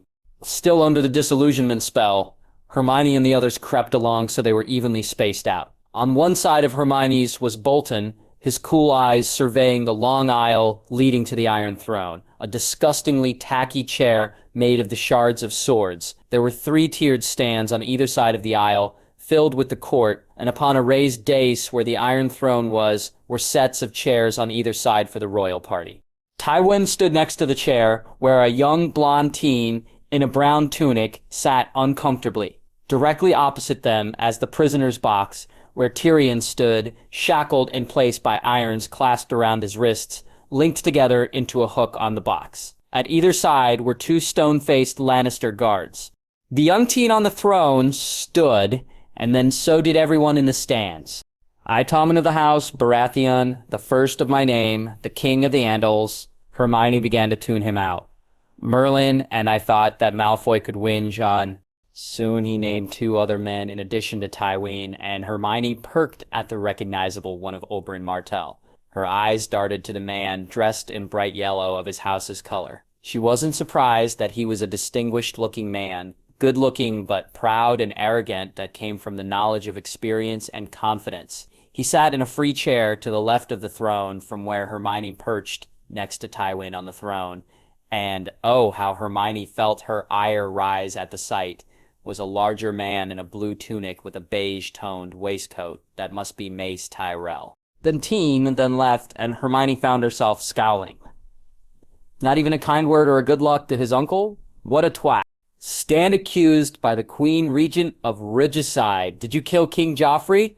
Tywin's voice barely changed in register as he spoke. Tyrion just shook his head and glanced away, saying plainly, "No." "Did your wife, Lady Sansa?" Lord Karstark, several meters down from where Hermione stood, audibly and loudly hissed at the accusation towards Sansa. Tyrion, on the other hand, shrugged. Glibly, he replied, "Not that I know of." "How would you say he died then?" Hermione stifled the urge to roll her eyes and groan. What sort of leading question was that? Her world's lawyers would have a field day with a case like this. "Or the pigeons, just leave me out of it." There were some twitters, and Cersei, the blonde queen, clutched at her chair's armrests. Hermione felt her lips quirk up. "I think I like you, Tyrion Lannister. You'll make this easier on me, so my thanks."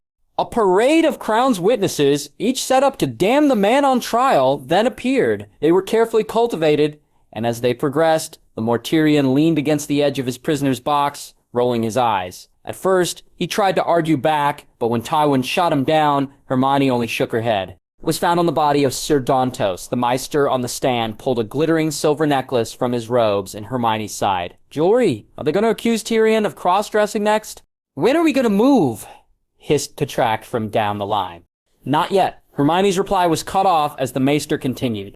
Spiriting Sansa Stark, the wife of the accused, away from the feast, the feeble white-bearded man said, "She wore this necklace the day of the wedding. The residue of the most rare and terrible poison was found inside." "Lies," growled one of the men, and Hermione shushed him, bracing a foot on the low banister of the catwalk and leaned forward.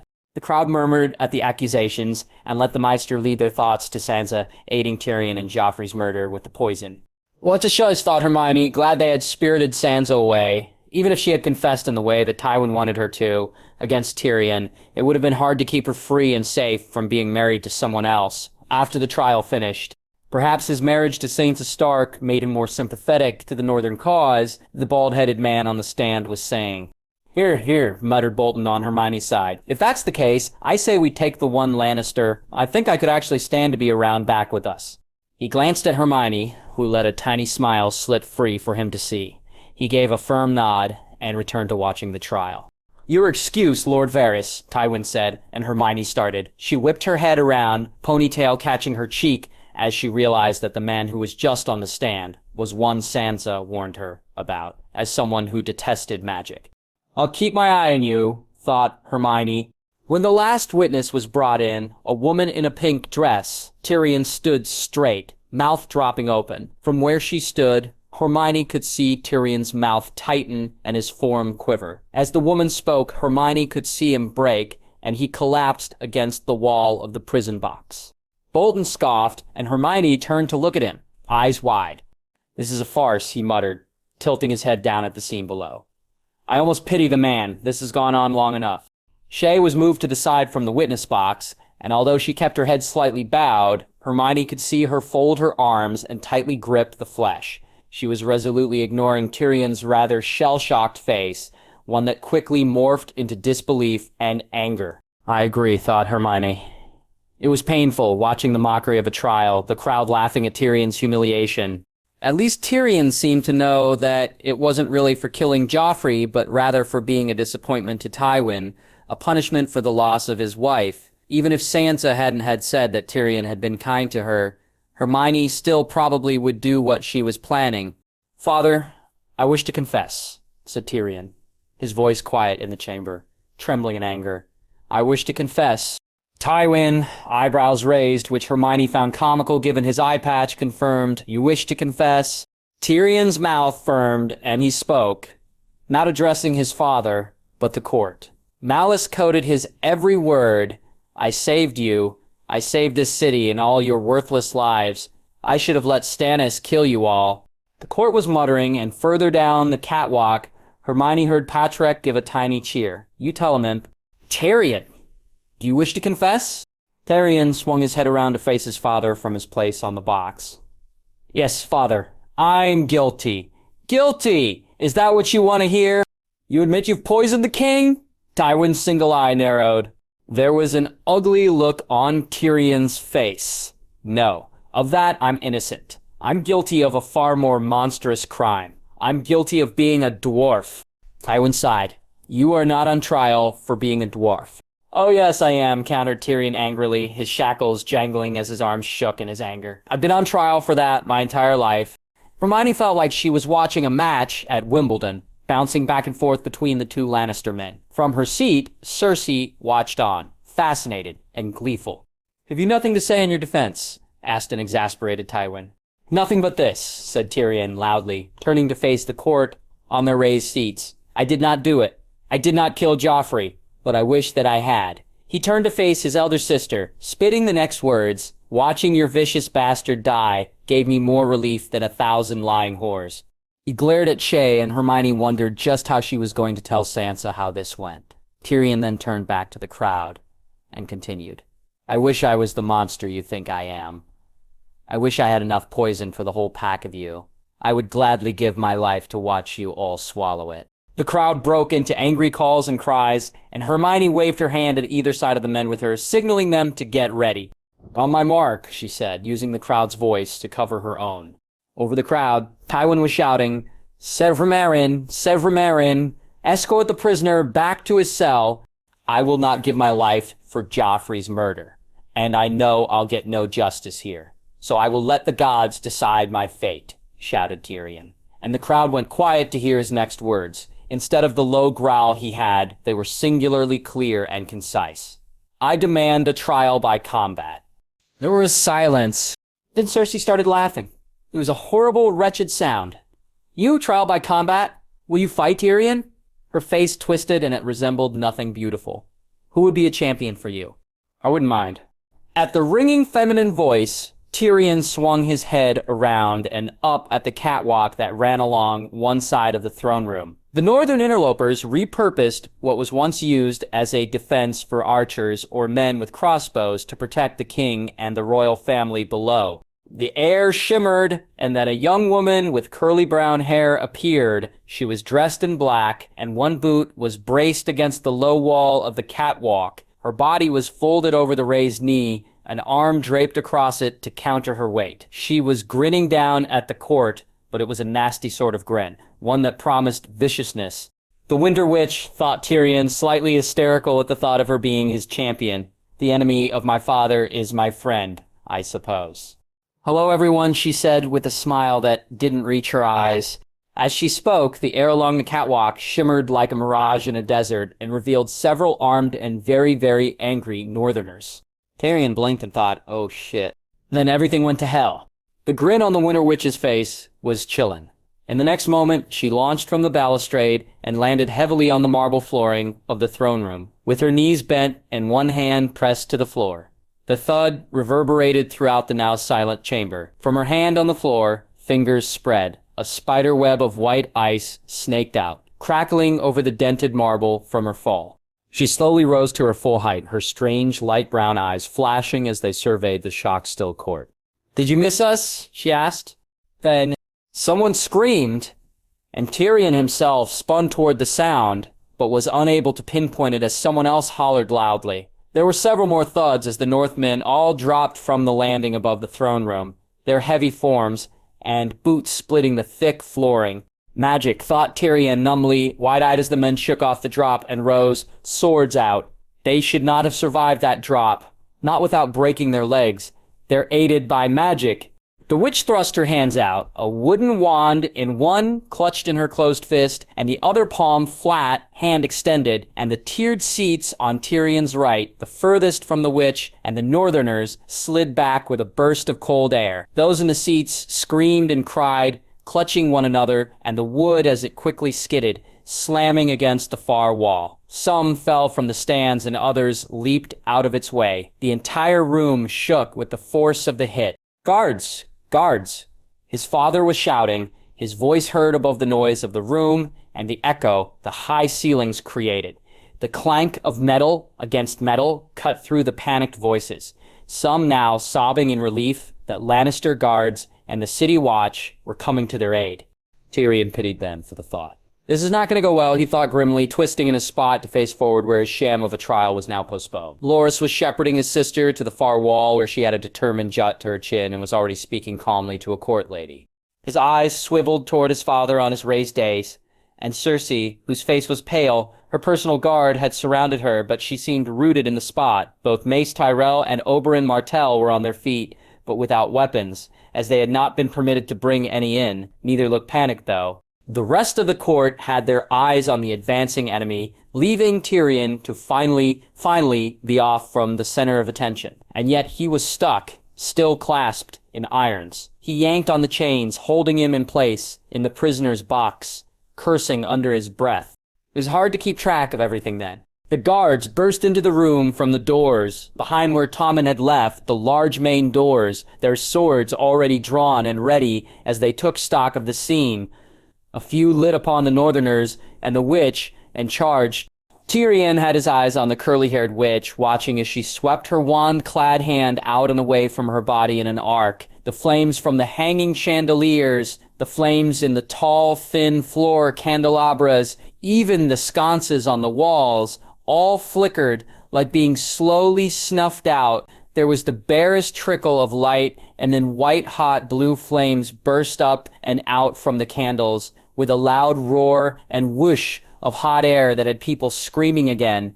The flames grew in height until they reached the ceiling and then spread, licking down in winding tendrils along the columns, and then spreading and winding along the cracks in the floor tiles, until everyone in the room was encased in a square, bordered by the flames. Instantly, the temperature rose. Tyrion jerked back instinctively, his chains rattling, sweat beaded along his hairline, and he nervously looked around the room. One of the Northerners was clashing with a member of the City Watch near him. The man was tall and broad-shouldered, with brown hair bordering on blonde and already covered in blood, as his jaw tensed and he slashed his way through the guards coming at him. Tyrion ducked under the spray of a severed artery from a man near him. When he peered up over the lip of his box, the man had moved on, but in his place, the witch stood, mopping up behind him. Well, thought Tyrion, sardonically, not quite. When Cersei married Robert Baratheon and moved in the Red Keep, the two had spent thousands of gold dragons on removing the dragon statues and ornaments from the walls and window ledges, replacing them with stags and lions. And the witch was using that to her advantage, her magic yanking stag heads and lion statues from their places around the throne room, unhindered by her magical fire, straight towards her where she animated them. Golden lions leapt beyond the witch's reach, silently snarling as they launched at a Lannister guard, who stood frozen in horror, only to be mauled and pushed to the floor, screaming as the golden claws ripped into his throat. Horror stole through Tyrion. This was the witch's power? This was what Robb Stark had in his army? That doesn't look comfortable. Tyrion tore his eyes from the mangled corpse of the Lannister guard and looked up. The curly-haired witch stood before his prisoner's box, his light brown eyes boring into him. Tyrion found his mouth gaping and he struggled to say, "What?" The witch's eyes glanced down and Tyrion followed them. They ended up on the shackles around his wrists, keeping him tied to the box. Tyrion blinked, his mind still trying to process everything. He looked back up. No, they're not. "Didn't think so," she replied, and extended her hand with the wand in it toward him. Panicked Tyrion tried to shuffle backward, but soon was as far as he could go, the very shackles they were talking about keeping him in place, despite being tautly stretched out parallel to the wooden floor of his box. There was an amused look in her eyes as she smartly tapped her wand on one of his wrist shackles. There was a click, and then they fell to the floor with a clang that was lost in the sounds of the melee around them. Tyrion stared at his freed hands. "You're welcome," the witch said, and then spun away as if sensing something behind her. Tyrion watched in awe as she blocked a bolt from a crossbow, a solid encasement of white-blue ice forming around her forearm, knocking the bolt, of course, with a mild chip. The witch caught the eyes of the man who fired the bolt at her, staring back in shock. Barely 20 feet from her, he swore, looking down and cranking back the mechanics as he tried to load another bolt quickly, but the witch had no patience and flung her encased arm towards him, and the ice detached in razor-sharp bolts of her own that impaled the man. He jerked back and then fell to the floor in a heap. The youngest Lannister swallowed thickly at the sight. "Witch!" The title was roared across the room, and Tyrion's head twisted toward it, only to see his father furiously staring down at the young woman, a vein at his temple pulsing underneath the leather strap to his eye patch. "How dare you!" he snarled, nearly spitting and frothing at the mouth as he spoke. Someone had given him a sword. "How dare you come here?" But the witch looked back impassively like Tywin was a cockroach under her heel, and Tyrion certainly didn't blame her for such a look, since he often wished he was brave enough to glare at his father in such a way. Then she lashed out, a tendril of sharp, icy water bursting from her wand like a whip as it crashed through the air, crackling and dodging around Northerners, fighting while nicking Lannisters and City Watchmen at the same time. Those hit by the water cried in shock, cuts instantly welling from the whip as it moved and weaved between them all, heading straight for Tywin. The older Lannister dodged the whip, though, demonstrating a spreeness that Tyrion didn't think he still had in him. He twisted and knelt, picking up a discarded shield, and used that to brace himself against the next lash. Water hit and splashed against the metal, but it froze on contact. The man widened his remaining eye as he glanced down at it, and then back at the witch, striding forward with purpose to meet her. And she was doing likewise, a hard look on her face. Glancing between the two, Tyrion was reminded of the saying, caught between a rock and a hard place. But if someone were to ask him who was the rock and who was stuck, he wouldn't be able to answer. This was nothing like the battle for the Stone Mill, or even on the banks of the Trident by the twins. This wasn't even like the skirmish, as they systematically worked their way through the dark halls of the twins to attack the Freys. This, Hermione found herself swearing as she ducked low in a crouch behind Ed, was a throwback to the Battle of Hogwarts. It was chaos.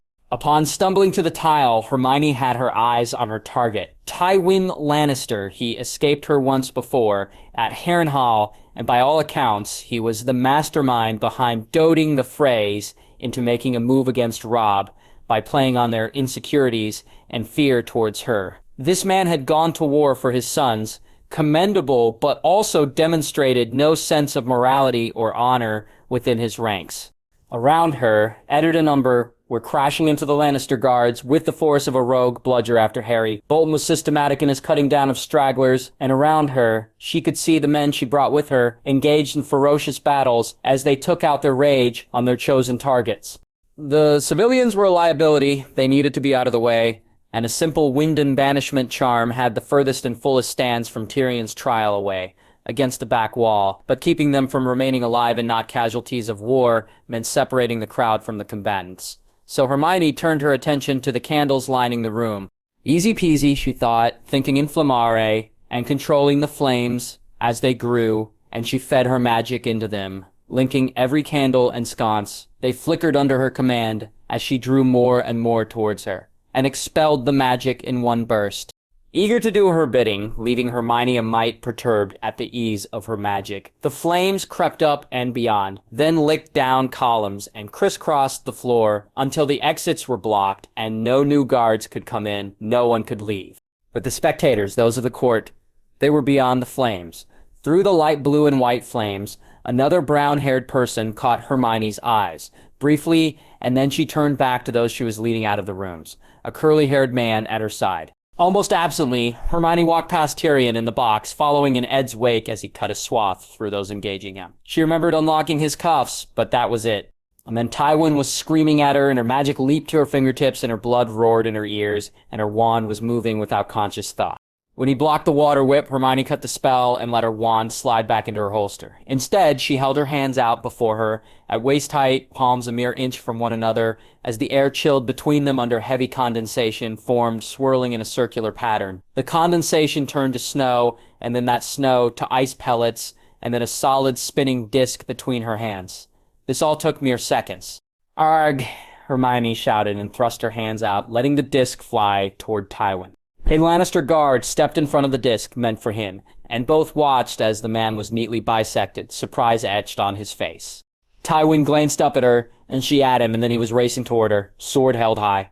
Hermione shifted to the side, bringing her hands up, still swirling with ice particles. She began slamming her closed fists at him in alternating pulses.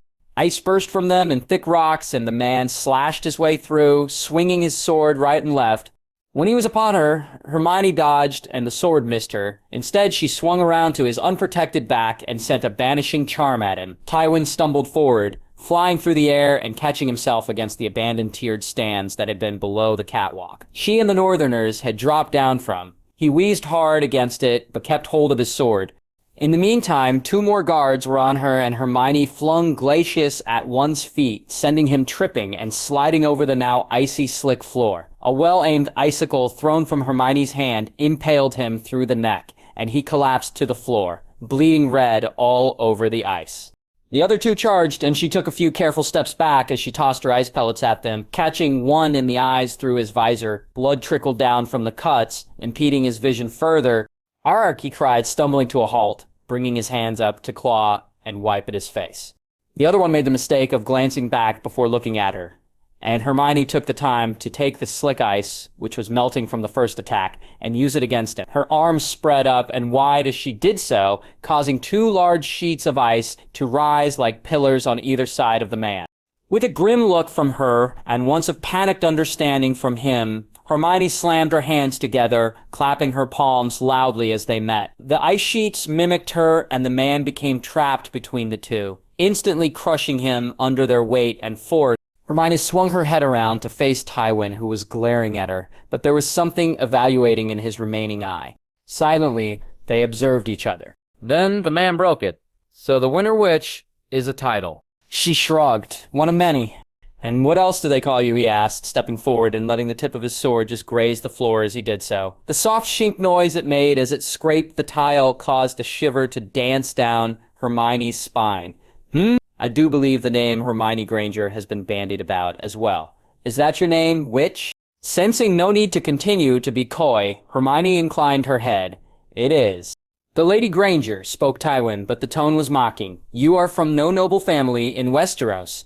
"True," she replied, sidestepping and watching the man warily as they continued to move slowly. She gathered her magic to her, and it spread over from her hands and up her arms, snow solidifying into ice as it grew colder. The further up her arms it went, until the ice reached her shoulders over the black leather of her outfit. "Then where are you from? The Free Cities? Ashai? Further?" Hermione flicked a hand and Tywin dodged the shard of ice. "Maybe when you guess correctly, I'll tell you." Then Tywin moved, stepping toward within striking distance, and Hermione used magic gathered in her palms to create a long shard of ice that cracked against his blade. The sound was like a gunshot in the room, but her shard held. "You moved against me from the very beginning," the elder Lannister hissed, his face close to hers. "Why, House Lannister did nothing to you?"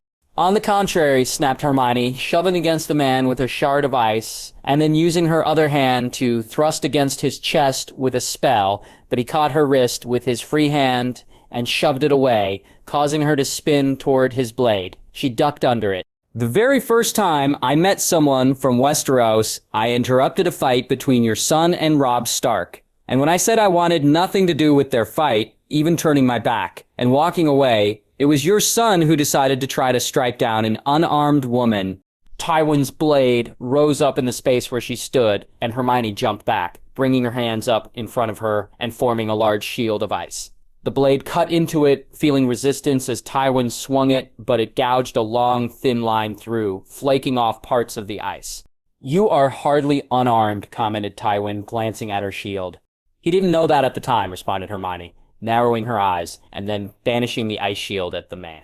Tywin swore and flattened himself to the ground as the ice passed overhead, crashing into the raised steps of where he and the others sat during the trial. The top of the dais was blocked by the heat of the flames that still roared and hissed with strength at a man's height. He glanced back at the broken and chipped thick pieces of ice that were slowly melting and easily envisioned that as his head. Hermione stood before him, hair blowing back in an unfelt wind, her eyes glowing and matching the pulsing white of the snow in the palms of her hands and frost creeping up her wrists until it turned to ice.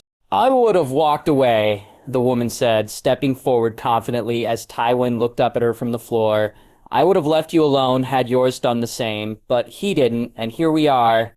Frowning, Tywin stretched his hand out for his sword, grasping nothing but air and refusing to take his eyes off the threat in front of him. The melted ice pooled toward him until he was kneeling in a puddle, his sword beyond his reach and death looming in front. "You think killing me will stop this war?" he asked instead, buying for time. Hermione tilted her head to the side. "Won't it?" Tywin sneered. "I am but one cog in the wheel, Granger. Killing me merely makes me a martyr to my family and house. You will prolong this through our allies, as they will continue my work. My grandson is king, and he will ensure it happens." As she raised her hands and the water beneath him began to harden, she said, "Well, then I suppose I'll just have to stop every single one of you until this war is over by leaving no one left alive." She began to clench her hands and Tywin shivered, struggling to his feet as the water solidified into ice. Holding him in place, he was going to die an ice statue to a young witch from the north, a mystical savage, and he grit his teeth at the idea of such an ignoble death. Two soldiers in gold, the City Watch, flung themselves at Hermione and she felt her concentration break as they tackled her and she hit the floor. Where did they come from? She thought, dazed. Vaguely, she heard someone scream her name, but she focused all her attention on the weight of the two men, one scrambling his armor-plated hand towards her neck, wrapping around it and squeezing while the other held her down, pressing hard against her stomach with his knee and winding her. Hermione's eyes blazed amber and her magic reacted, sending the man off her in a blast of air, so cold and so hard that he was frozen before he hit the floor, where his entire body shattered into glittering dust. The other man swore and rolled out of the way and made to swing his arm out to catch her as she slowly sat up, but Patrick was there, eyes blazing, and his brown hair swept back and damp with sweat as he plunged his sword through the gap in the man's armor, between his neck and chest. "What happened?" he demanded hotly, his eyes roaming over her form. He stretched out a hand to grab at her and hauled her to her feet. "Are you hurt?" "I'm fine," mumbled Hermione. "What's going on?" "Where's Tywin Lannister?" "I bloody had him." "Gone," muttered Patrick, eyes sweeping behind her and at the torn cloth in the half-frozen puddle, as well as blood. Hermione let out a shriek of rage, fist clenched at her side as steam rose from them. Patrick eyed her warily, looking like he was contemplating taking a step back, but then, breathing heavily, Ed appeared. His eyes were bright and wild, and he was covered in blood and smelled terrible. "Time to go?" Hermione took stock of their surroundings. Umber Bolton, Karstark, and the Blackfish were slowly being driven back by what remained of the Lannister Guard, along with the City Watch slowly closing the gaps between them as they formed a line, stepping closer and closer and back towards where they all began, toward Hermione, Patrick, and Ed. There were countless bodies and parts littering the tiled floor, areas slick with blood, thickly red, and other areas pinkish, where her use of water and ice diluted the blood.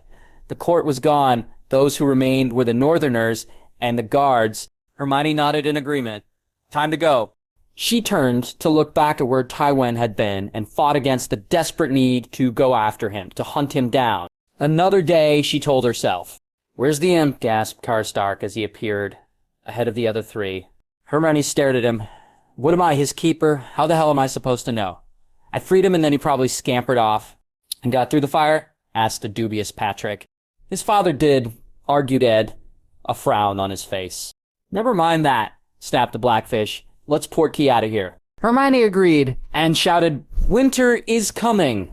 The house sigil pins they all wore activated, and they were whisked away from King's Landing in a dizzying swirl of colors, landing hard in a crumpled heap in Winterfell, at the foot of a bewildered Sansa, stoic Sandor Clegane, and wide-eyed Arya in the pre-dawn light as it crept over Winterfell's walls.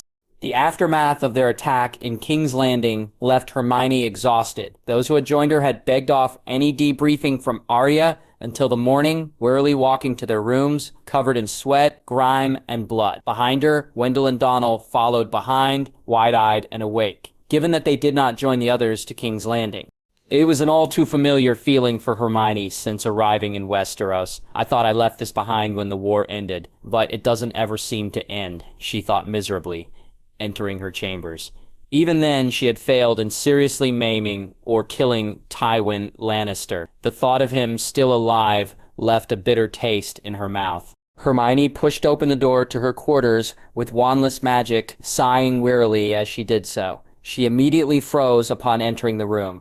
"Lady Hermione," muttered Donald behind her, but she waved him aside as she stared hard at a woman in a pink dress, who spun from where she stood at the side of Hermione's vanity. She was rearranging several perfumes and bottles of lotion that Hermione never used when Hermione entered the room. They were neatly arranged by height, and as Hermione glanced over at her writing desk, all her ink bottles were similarly organized.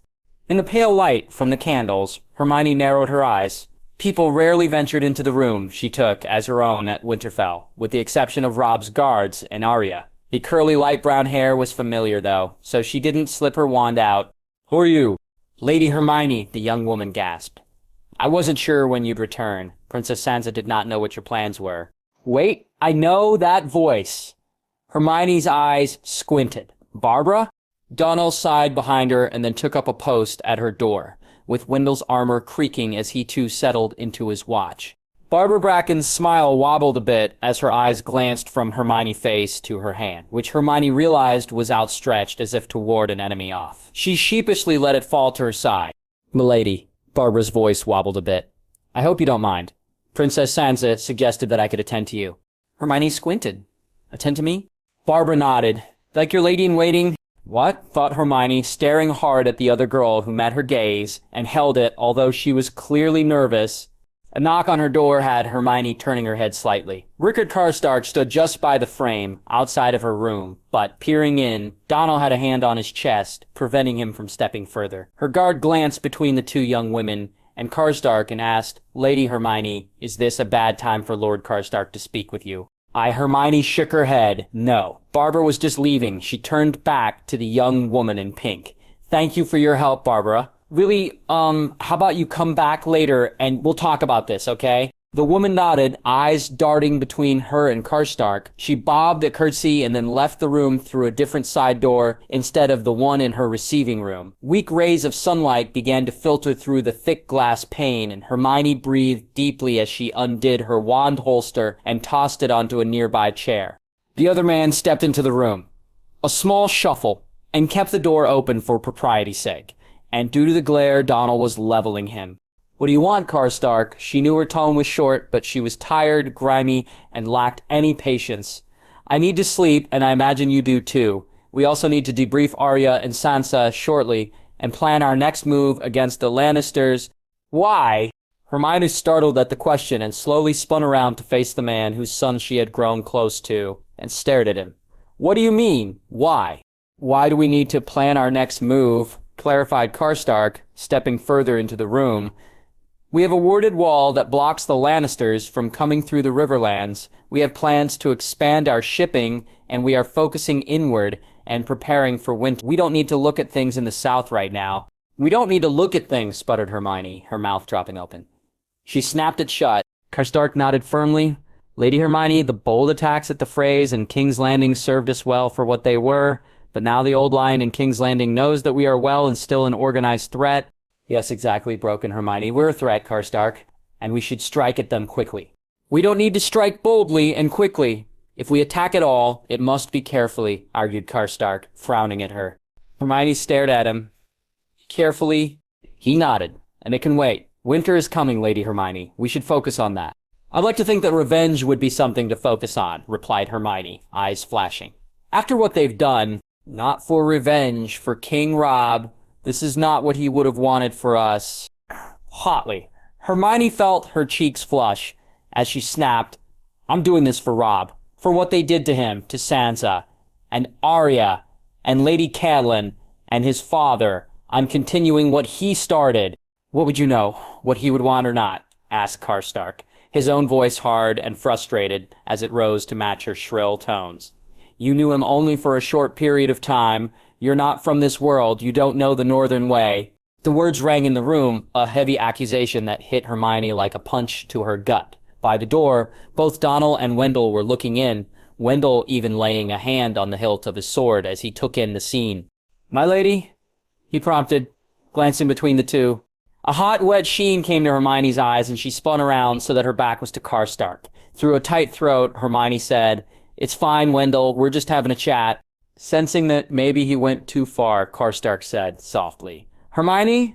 No, sniffed the young woman, bringing a hand up to her temple. No, you're right, Lord Karstark. I'm not from Westeros. Or the North. I don't know your way. I'm just the witch whose powers everyone is taking advantage of because I don't know any better. Or I can't have any reason to want to protect people I care about. That's not... Frustration was rife in Karstark's voice. I think we're both tired and we've had a long night, she said, turning around once she was sure her face was composed. It was pale in the light. Let's have a meeting for lunch with the others, shall we? A few hours' sleep will do us all good. At the finality in her tone, the hard look in her eyes, and the glares of the two guards by her door, Karstark nodded silently, bowing to her, and then leaving the room. When Donald looked like he was going to speak, Hermione cut him off with a brusque, "Don't," and he firmly pressed his lips into a line, but went to shut her door. Once it was closed, an angry wave of Hermione's hand had the bolt slide into place, ensuring her privacy. A moment later, she rose a privacy ward with Muffliato tied into it, strode toward the perfume bottles Barbara had nicely lined up, and in a fit of anger swept them all off the vanity, sending them crashing to the floor as shards of glass flew everywhere. Robb looked between Luna and Flitwick skeptically. "Dreamwalking?" The two Ravenclaws shared a look before turning back to Robb with a rather serious expression on their faces. Well, Luna's at least, for a jovial man, Flitwick could look serious at times too. This time, the young king was with the two Ravenclaws in the study. Harry was off at work for a change, and the two decided to visit Grimmauld Place with the unconventional idea, since the parchment and mirror had failed to work. "It is your world," answered Flitwick in a roundabout manner. "You should be able to connect to something there better with your consciousness than with an object as the focal point." But Robb glanced at them again in confusion. "How?" "Well, traditionally, there are many different methods," began Flitwick, his voice slipping into a lecturing tone, "including some basic occlumency that would help." "But we don't have the time for that," interjected Luna. Her wide eyes were solemn, and there was something missing from her usual oddness as she regarded Robb and Professor Flitwick. "To become an occlumency master would take years, if not decades. We're going to try a blunt force version." Robb swallowed thickly. "Blunt force?" Flitwick reached over and patted him on the hand in what he thought was a reassuring way. "Oh, nothing to fear, Your Highness. It's just a few potions to calm and relax you, and then another to help open your inner eye." A snort had Robb turn, his eyes wide in slight panic as they met the stormy blue of Ron Weasley. The tall, lanky young man was leaning against the frame of the door to the study, his arms crossed and his mouth pressed into a terse line. "What they haven't told you is that they're using the information from a highly reputable source." "How is that bad?" asked Robb, turning back to Luna and Flitwick. Luna, in response, scowled at Ron, while Flitwick plastered a delicate look on his face. What Mr. Weasley is referencing, I believe, has to... oh dear. He means Professor Trelawney." Robb glanced between the three, at Luna, who was staring hard at Ron, at Flitwick, who was fidgeting and trying to look away as to not answer, and at Ron himself, who met Luna's eyes unrepentantly. "Who is Professor Trelawney?" "Oh, just some hack of a divination professor," replied Ron breezily. "No worries there. Yeah, mate. I mean, it's not like her predictions really came true." "She gave 2 true prophecies," argued Luna, eyes narrowing, "and Professor Firenze will be helping as well." "Yeah," laughed Ron a bit darkly. "An old fraud who is more liquored up than sober, and a centaur who speaks in riddles, and was exiled from his own kind. They'll really help His Highness." With that said, Ron rolled off the frame and disappeared back into the gloom of Grimmauld Place, leaving Robb behind with a frustrated Luna and mildly disappointed Flitwick. The young king took a deep breath and then rose from his seat, muttering a terse "excuse me" to them as he left the room. Just outside the door, he paused, glancing left and right as he tried to figure out what direction Ron went. This conversation was long overdue. Taking a gamble on what he knew of Ron from Harry and Hermione's stories, he headed for the kitchen. It was a familiar place for Robb, but it was also a place that he knew Ron felt comfortable. The hearth was a meeting place and a place for warmth and comfort, and he hoped that the room could mimic the unspoken rules of guest rights in his world. True to form, Ron was hunched over the island, his head in his hands as he ran his long fingers through his rakish red hair, mussing it up. The man seemed tense or tired, but so was Robb. Clearing his throat, he watched as Ron's form stiffened. "May I come in?" "Why not?" muttered Ron. "You've taken over everywhere else, so why not here too?" Undeterred, Robb slid around the island and leaned against the far counters as he stared down the tired-looking redhead. Unless he was missing something completely off the mark, he did not understand why Ron had taken such an intense dislike to him, and he was curious and annoyed enough now to want to find out. Calmly, Robb took a deep breath and asked, "Why do you hate me?" Ron's head popped up. His eyes were wide and a bit wild, but the man frowned and said, "I don't hate you." "Really? Because you have a funny way of showing that you like me," replied Robb quietly. "From the moment I arrived, you have done everything in your power to undermine any actions people were doing to help me return home. It's like you don't want me to leave." Ron snorted. "Oh, trust me, I want you to leave." Robb's frown deepened. Ron caught the look. Forgive me if I don't believe you. Look, your most worshipfulness, the other man sneered, leaning back on his seat. I don't like you. I don't want you here. That's never been the problem. Then what is? Asked Robb, tilting his head to the side. I don't trust you, replied Ron smartly, standing from his stool. I don't trust you, and I don't trust that you've told us everything. And while I can't prove it, I'm sure you are doing something that is stopping everyone from finding a way home for you. Robb felt his frustration bubble up. All I want to do is go home. I have duties there. Oh, yes, we know, drawled the redhead Weasley. He rolled his eyes. We've all heard it. Oh, look at me, the poor king who lost his kingdom. Oh, woe is me, the young man who needs a witch to win his war because he isn't strong enough or good enough. Well, guess what, mate? Ron finished on a shout, breathing heavily. You can't have her. What? Robb paused. Her? Do you mean Hermione? Ron clamped his mouth shut, and the two men stared at each other for a long, silent minute until another terse voice broke through the air. Ron. The two spun to see Harry standing in the doorway to the kitchen, emerald eyes narrowed and flashing angrily. Harry. Robb, can you excuse us, please? The other shorter man asked, but there was a hint of steel in his voice that meant it was a command. Recognizing the order from one commander to another, Robb nodded and edged his way around the island and then around Harry as he stepped further into the kitchen. Robb walked up the basement steps and then stopped in the hallway, just out of sight from the kitchen.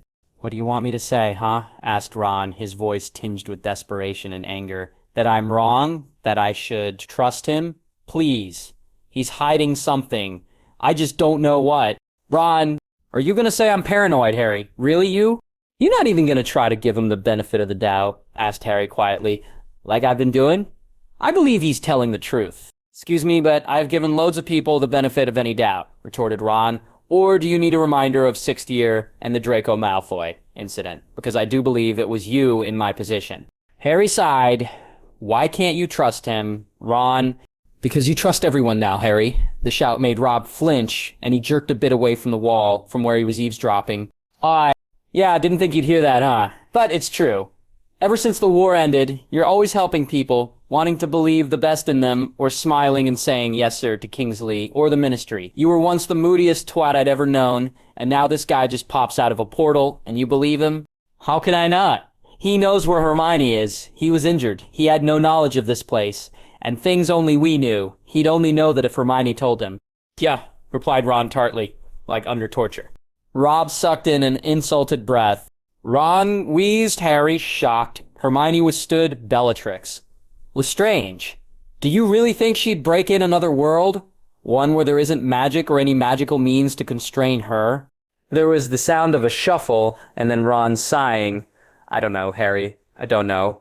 Except that twice, I didn't put my faith in you and Hermione. The first time, I didn't believe you, and you nearly died. The second time, I left you both, and you nearly died again. Bad things happen when we're split up. We're meant to be a team. You, me, Hermione. Helping Robb get home doesn't mean that the portal will close, Ron, said Harry finally, his voice tinged with infinite patience and gentleness. In fact, we'll have more information and know more about it. There was a long, pained moment, and then Ron whispered, but it was achingly loud to the three men, but what if she doesn't want to come back? What then? Robb closed his eyes. He had heard enough, but he couldn't find it in himself to move. Then she stays in Westeros, Ron, answered Harry quietly, and we learned to be happy for her. After everything she gave up for me, I would never take that away from her. After a few moments of silence, Harry said, I'm going to get Robb, and we're going to Hogwarts. It'll be best if he stays there, I think, where the two of you won't be in the same room, unless it's at a brainstorming session. Yeah, probably, muttered Ron. If Hermione stays, Ron, it might not be because of him.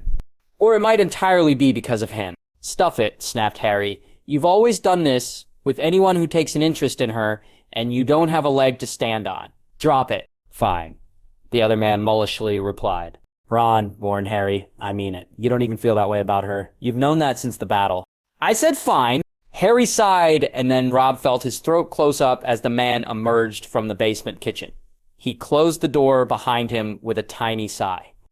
He looked tired, but his eyes lit on Robb quickly, and then closed in mortification. How long have you been there?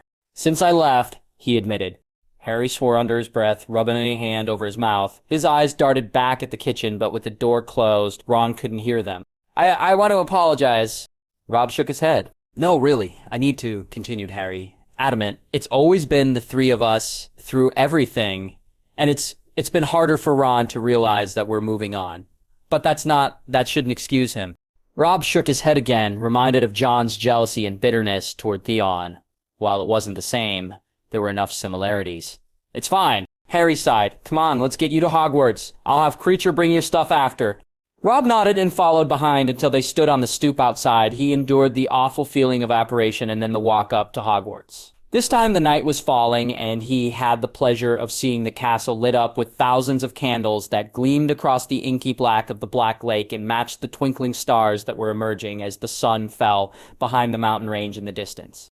Then he found himself in a guest room, the entire walk up, and through the hallways, gone from his mind, and Madame Pomfrey was there, handing him one strange-looking bottle after another. On one side was a woman with wild blondish hair behind thick spectacles to help her sight, and on the other was a half-man, half-horse, with a blank expression as he stared at Robb. Robb downed the bottles in the order that Pomfrey gave him, while the wild-haired woman muttered about the inner eyes clouded and murky, and the man, the centaur, hummed thoughtfully. He would never get used to magic, he decided. And then just this one, Your Highness. The matron finished collecting the empty bottles.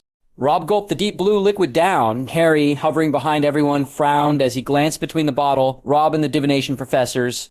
That'll just help him ease into a deep sleep, right? The black-haired man fretted. He won't have hallucinations or something, right? Robb grimaced at the idea. Not at all, dear, replied Pomfrey, patting Robb's hand. She bustled away, her collection of bottles floating behind her as they clinked and ended up elsewhere in the infirmary. The wide-eyed divination professor peered at him from behind the glass of her spectacles. My dear, she began, her voice airy and light, do not be afraid to follow the directions you will see and experience. Of course, said Robb, glancing nervously at Harry as he felt the first dregs of drowsiness creep into his eyes. Off the way is dark before one sees the light. The woman continued. At her other side, Harry muffled a snort of laughter. Robb eased down on the bed, his head comforted by the pillow. As his eyelids pulled down, he found himself slowly drifting into the encroaching blackness of unconsciousness. Listen to the wisdom of your gods, Robb Stark, a deep, male voice rumbled. It took him a few moments to realize it was the centaur, the only one who hadn't yet spoken, but then he slipped into the darkness and floated there several long, agonizing moments.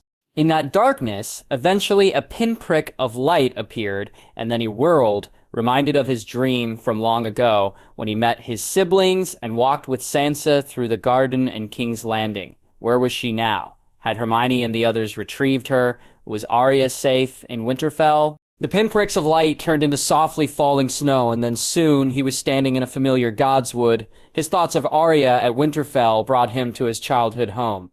He peered up at the white bark of the weirwood tree before him, his eyes following the trunk up until he paused on the weeping face. The red sap streaked down and made a morbid grimace etched into the tree that was as familiar as his own reflection. The red leaves of the weirwood remained on the limbs, despite the chill in the air and the snow on the ground.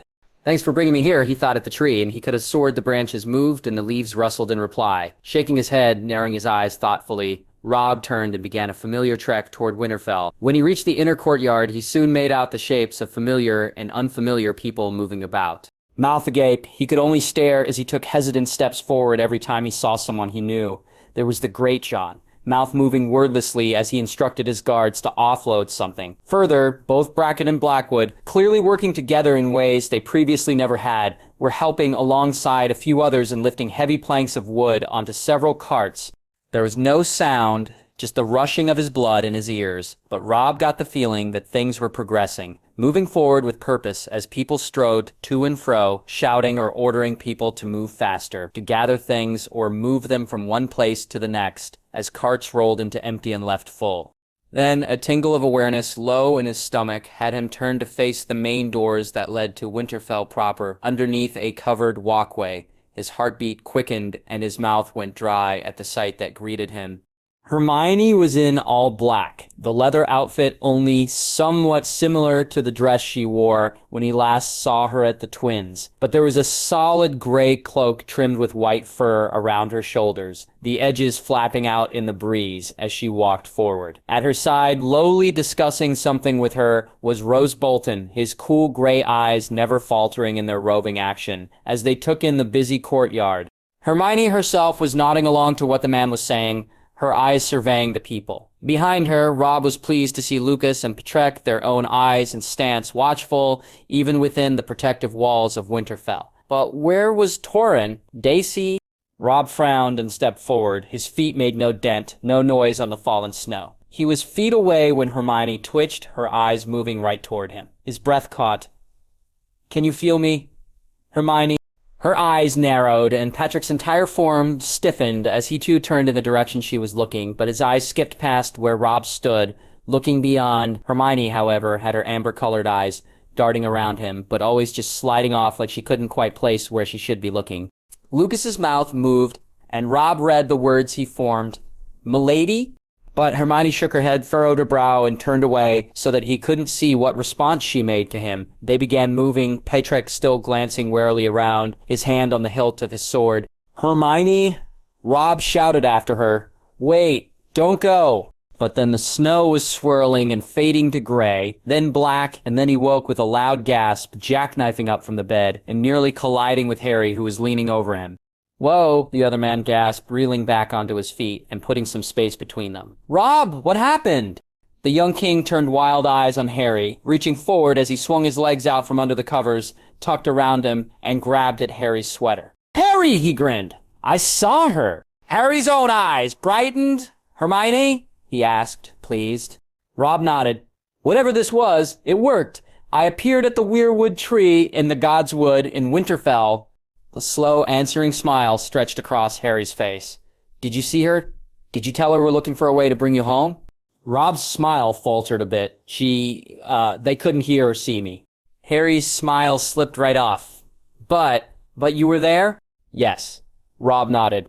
A grim look settled on Harry, but it was also one of determination.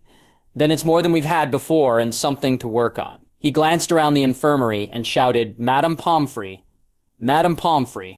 Robb winced at the loudness, but it didn't stop the elation from spreading further through his body, all centered at his heart. Finally, he thought, progress. "Hang on, Hermione, I'll be there soon."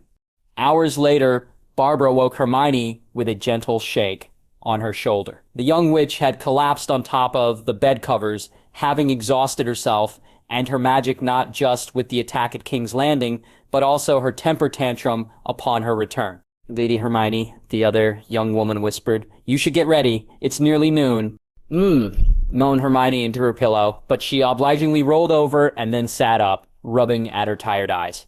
"I have a bath ready for you," continued Barbara, speaking in a calming, gentle voice, "and some cheese and bread for you to snack on before the council meets. Also," she trailed off, making Hermione look at her. "You look nervous. What is it?" she asked, yawning and stretching her arms above her head. "You should know, milady," began Barbara haltingly. "We received a raven. Queen Cersei is dead." Hermione blinked, twisting her head toward Barbara. Her neck and back cracked and popped as she did so. "What?" Barbara nodded. "It was sent by Tywin Lannister, although it bears King Tommen's seal and signature. He claims that his youngest son, Tyrion, murdered the queen with the aid of you, Lady Hermione, and your magic. He's called for your arrest." Hermione snorted and swung her legs over the edge of the bed. "Good luck getting that proven." She frowned thoughtfully. "So Tyrion killed his sister." Her eyes slanted to Barbara. "Do you know if anyone's told Jaime yet?" Barbara shook her head. "I only know because Maester Canyon brought the letter to Princess Arya's attention, and she was with Princess Sansa and me when he did so." "What does Arya want to do with this information?" asked Hermione. Barbara shook her head. "I don't know, milady." Hermione sighed, running a hand through her tangled curls, and gently disentangled them when they became caught. "Okay, well, I'll assume she'll bring it up in the meeting soon. I'll deal with it then." "Of course, Lady Hermione," replied Barbara. Later, Hermione was nibbling on the bread and cheese while Barbara tried to do something with her hair. After years of living with Lavender and Parvati, Hermione knew it was a lost cause, and then was quickly dressing while using an ever-fresh mint charm on her mouth. Then she was out her door, with Daeron following her, having experienced a shift change.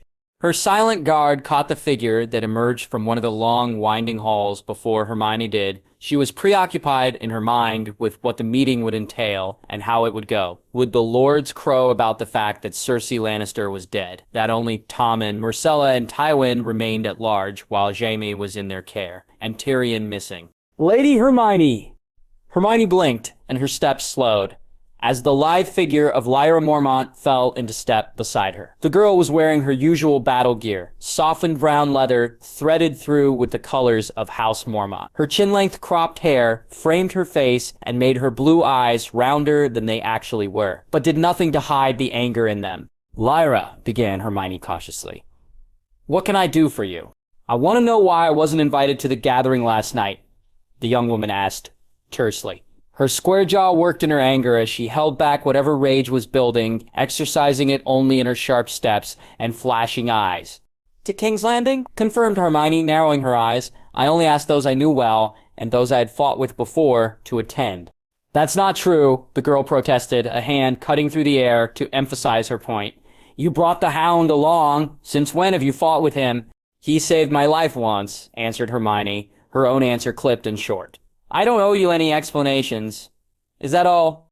An annoyed huff of air indicated that Hermione's answers weren't good enough for Lyra, but the eldest Mormont at Winterfell stopped walking, letting Hermione and Daeron pass unmolested.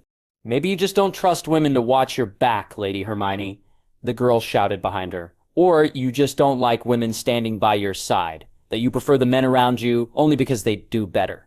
Is that why my sister Daisy is no longer here? Did you leave her behind to die? Is that my punishment? That I can't prove myself worthy in a battle? Yes, Minon's entire being froze.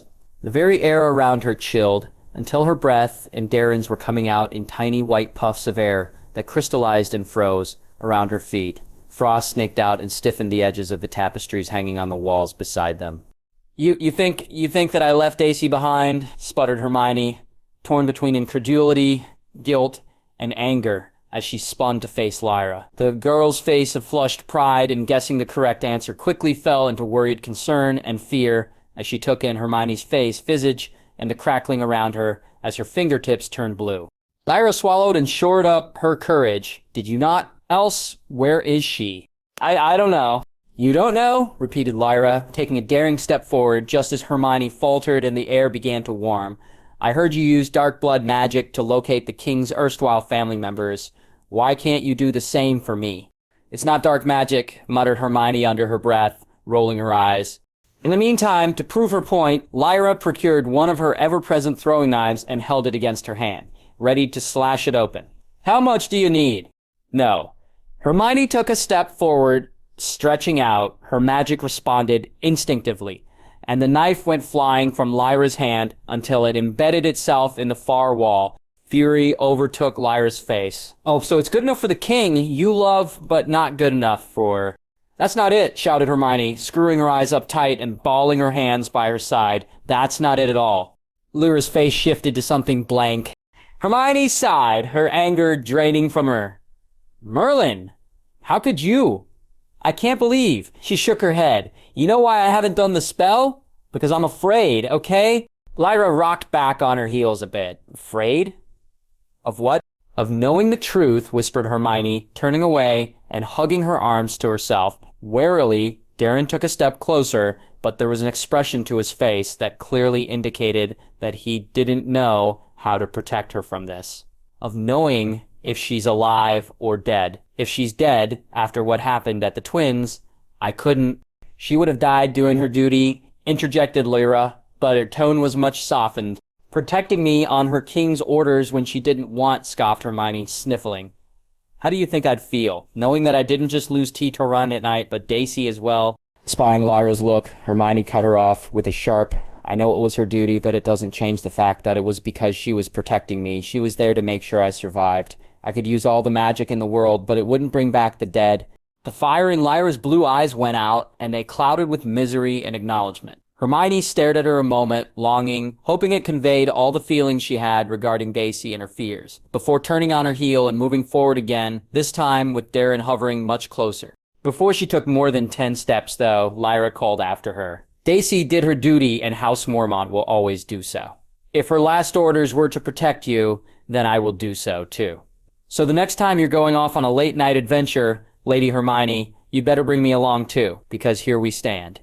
Swallowing, Hermione kept walking, refusing to acknowledge the final shouted words. Instead, she let her thoughts turn inward, self-doubt, recriminations on the heels of Stark's words from earlier building in her. A whine had her glance partially down, only to stare in shock as Grey Wind sidled up to her side. The giant wolf had only grown larger since their return to Winterfell, often hunting beyond the walls in the Wolf's Wood. At present, he was clean, his fur thick and smelling of pine and freshness that she associated with chilled winter air. He came up to her shoulders, nudging her gently for him, but it was enough to rock her a bit.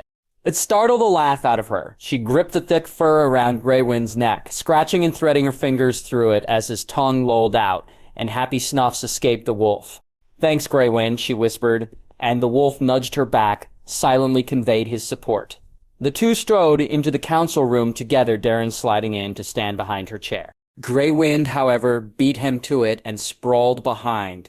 Despite the lazy pose, the wolf's size had his reclining form still reached the table's height. The wolf yawned, a large gaping hole with sharp teeth and a soft sound leaving his snout before he snuffled and pillowed his massive head on his front legs.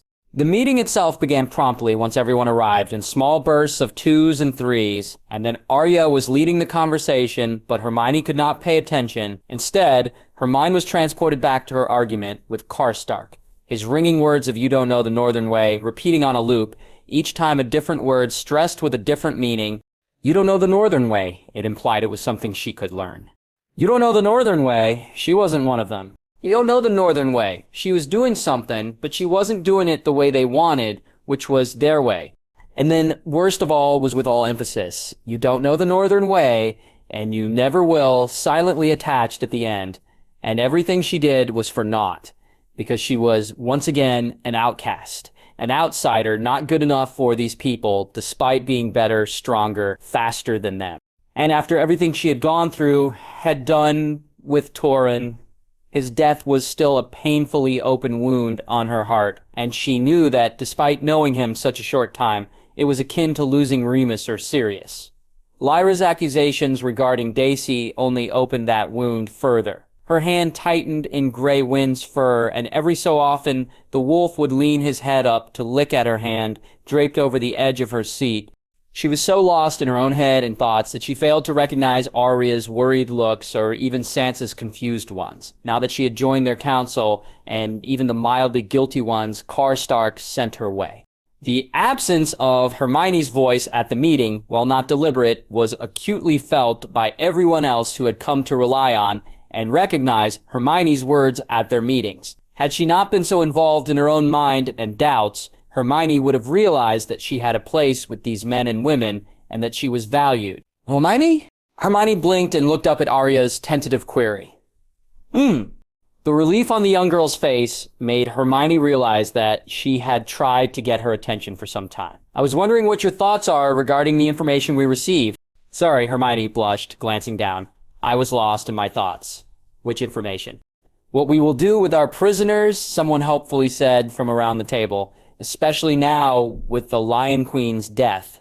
Lion Queen, thought Hermione, but as she glanced around, she realized that silly monikers like that were the norm. Hell, she was even recognized as the Winter Witch. With a sigh, Hermione said, "We should tell Jaime Lannister what happened. It was his sister. He deserves to know." There were grumbles around the room, but Hermione shored up her glare and gave her best run, "you're a dithering idiot" look to them and said, "One of my friends back home had a twin, and when his brother died in our war, George nearly lost himself because he was so overcome with grief." "But it's the Kingslayer," someone moaned. Hermione shrugged. "And he's human. He feels emotion. He has emotions. Don't deny him that." There were some muted mumbles, but Sansa peered at Hermione and asked, "Do you want to tell him, Lady Hermione?" The image Sansa presented of a demure young woman in a pretty dress peering intently at Hermione was slightly offset by the hulking figure of Clegane as he stood in silent vigil behind, sharing a competing space with the equally large Brienne, who was cutting the tall man some serious side-eye. No. Hermione glanced around. "You'd probably be the nicest about it," sighed Umber eventually, although it was more of a grumble.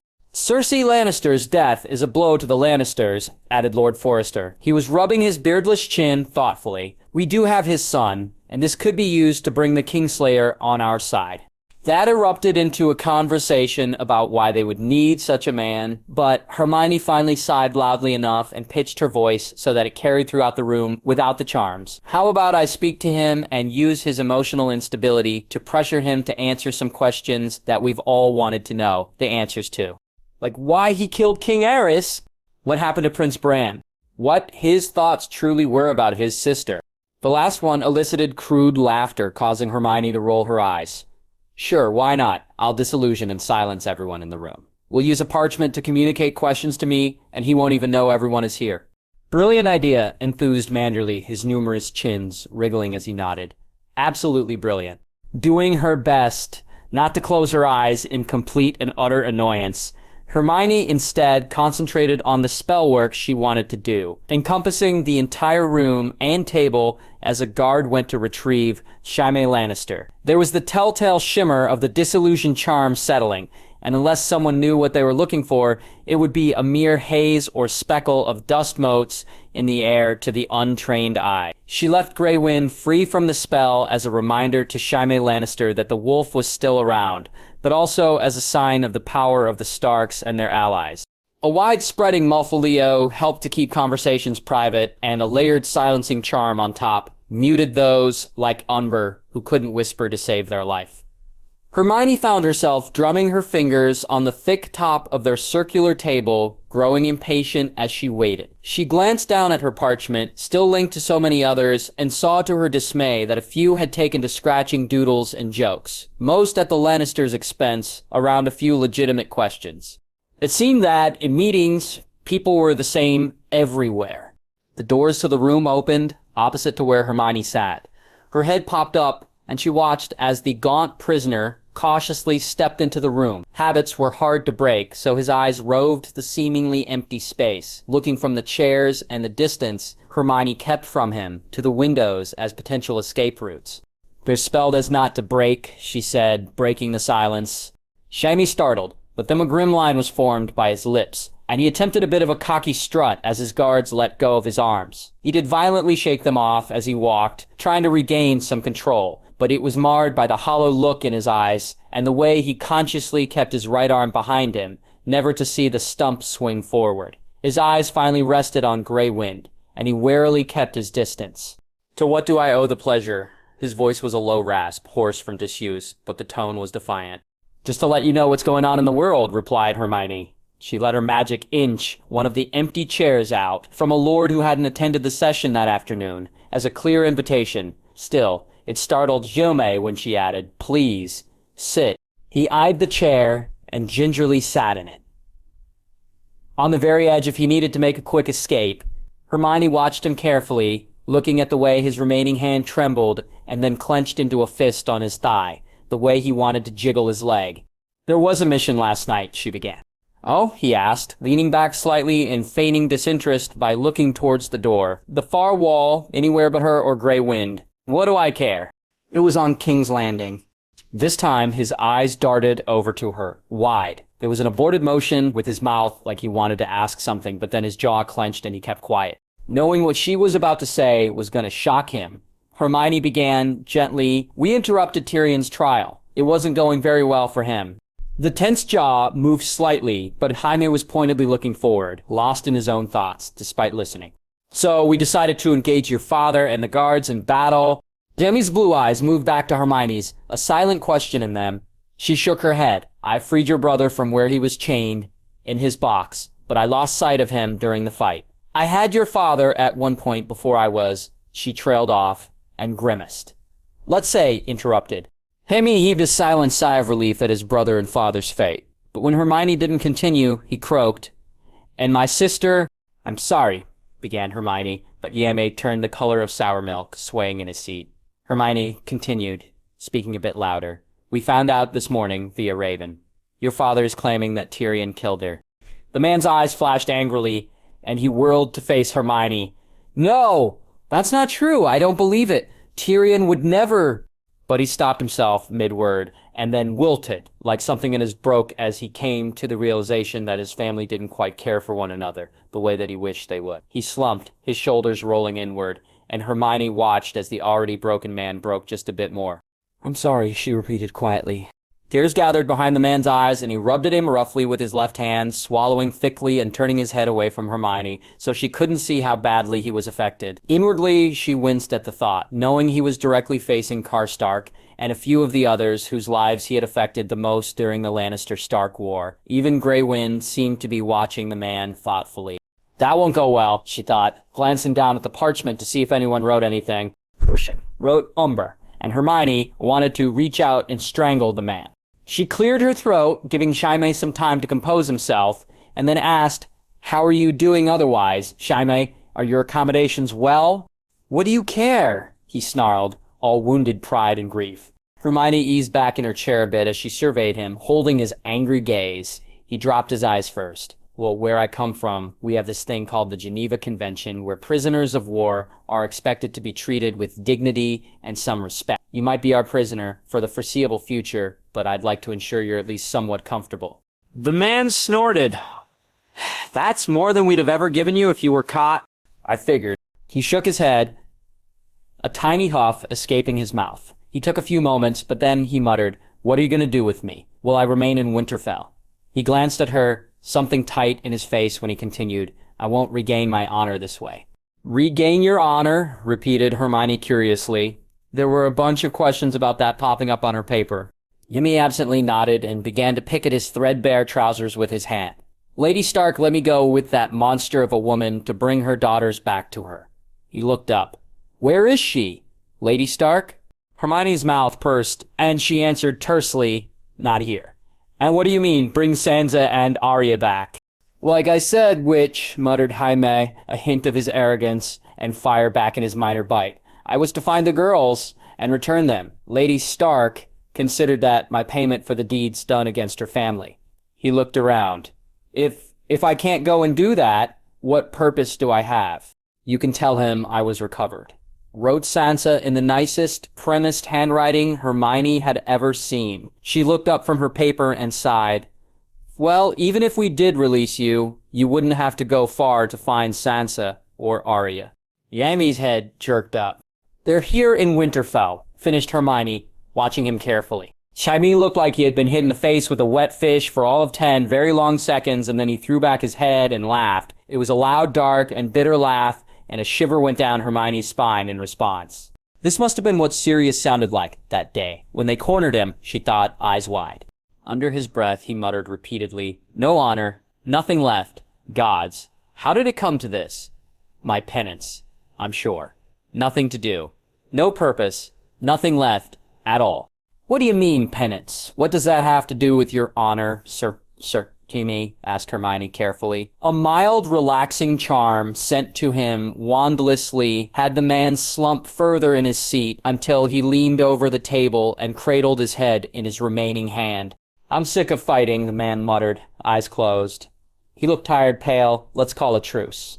Between the Starks and Lannisters, replied Hermione wryly, glancing at her parchment. I don't think that will be accepted unless it's offered by your father, and even then, unless it's his head on a platter, it won't fly. I'm pretty sure most people in Winterfell, or the North, or the Riverlands, don't trust you. He snorted. Well, I trust you. Hermione stared at him in disgruntled disbelief. Oh, really? You trust me? And there it is. There's the look. The man sighed and fell back against his chair, dropping his hand so it landed in his lap. He looked at her almost vacantly. His arrogance had faded away. I've seen it for 17 years on face after face.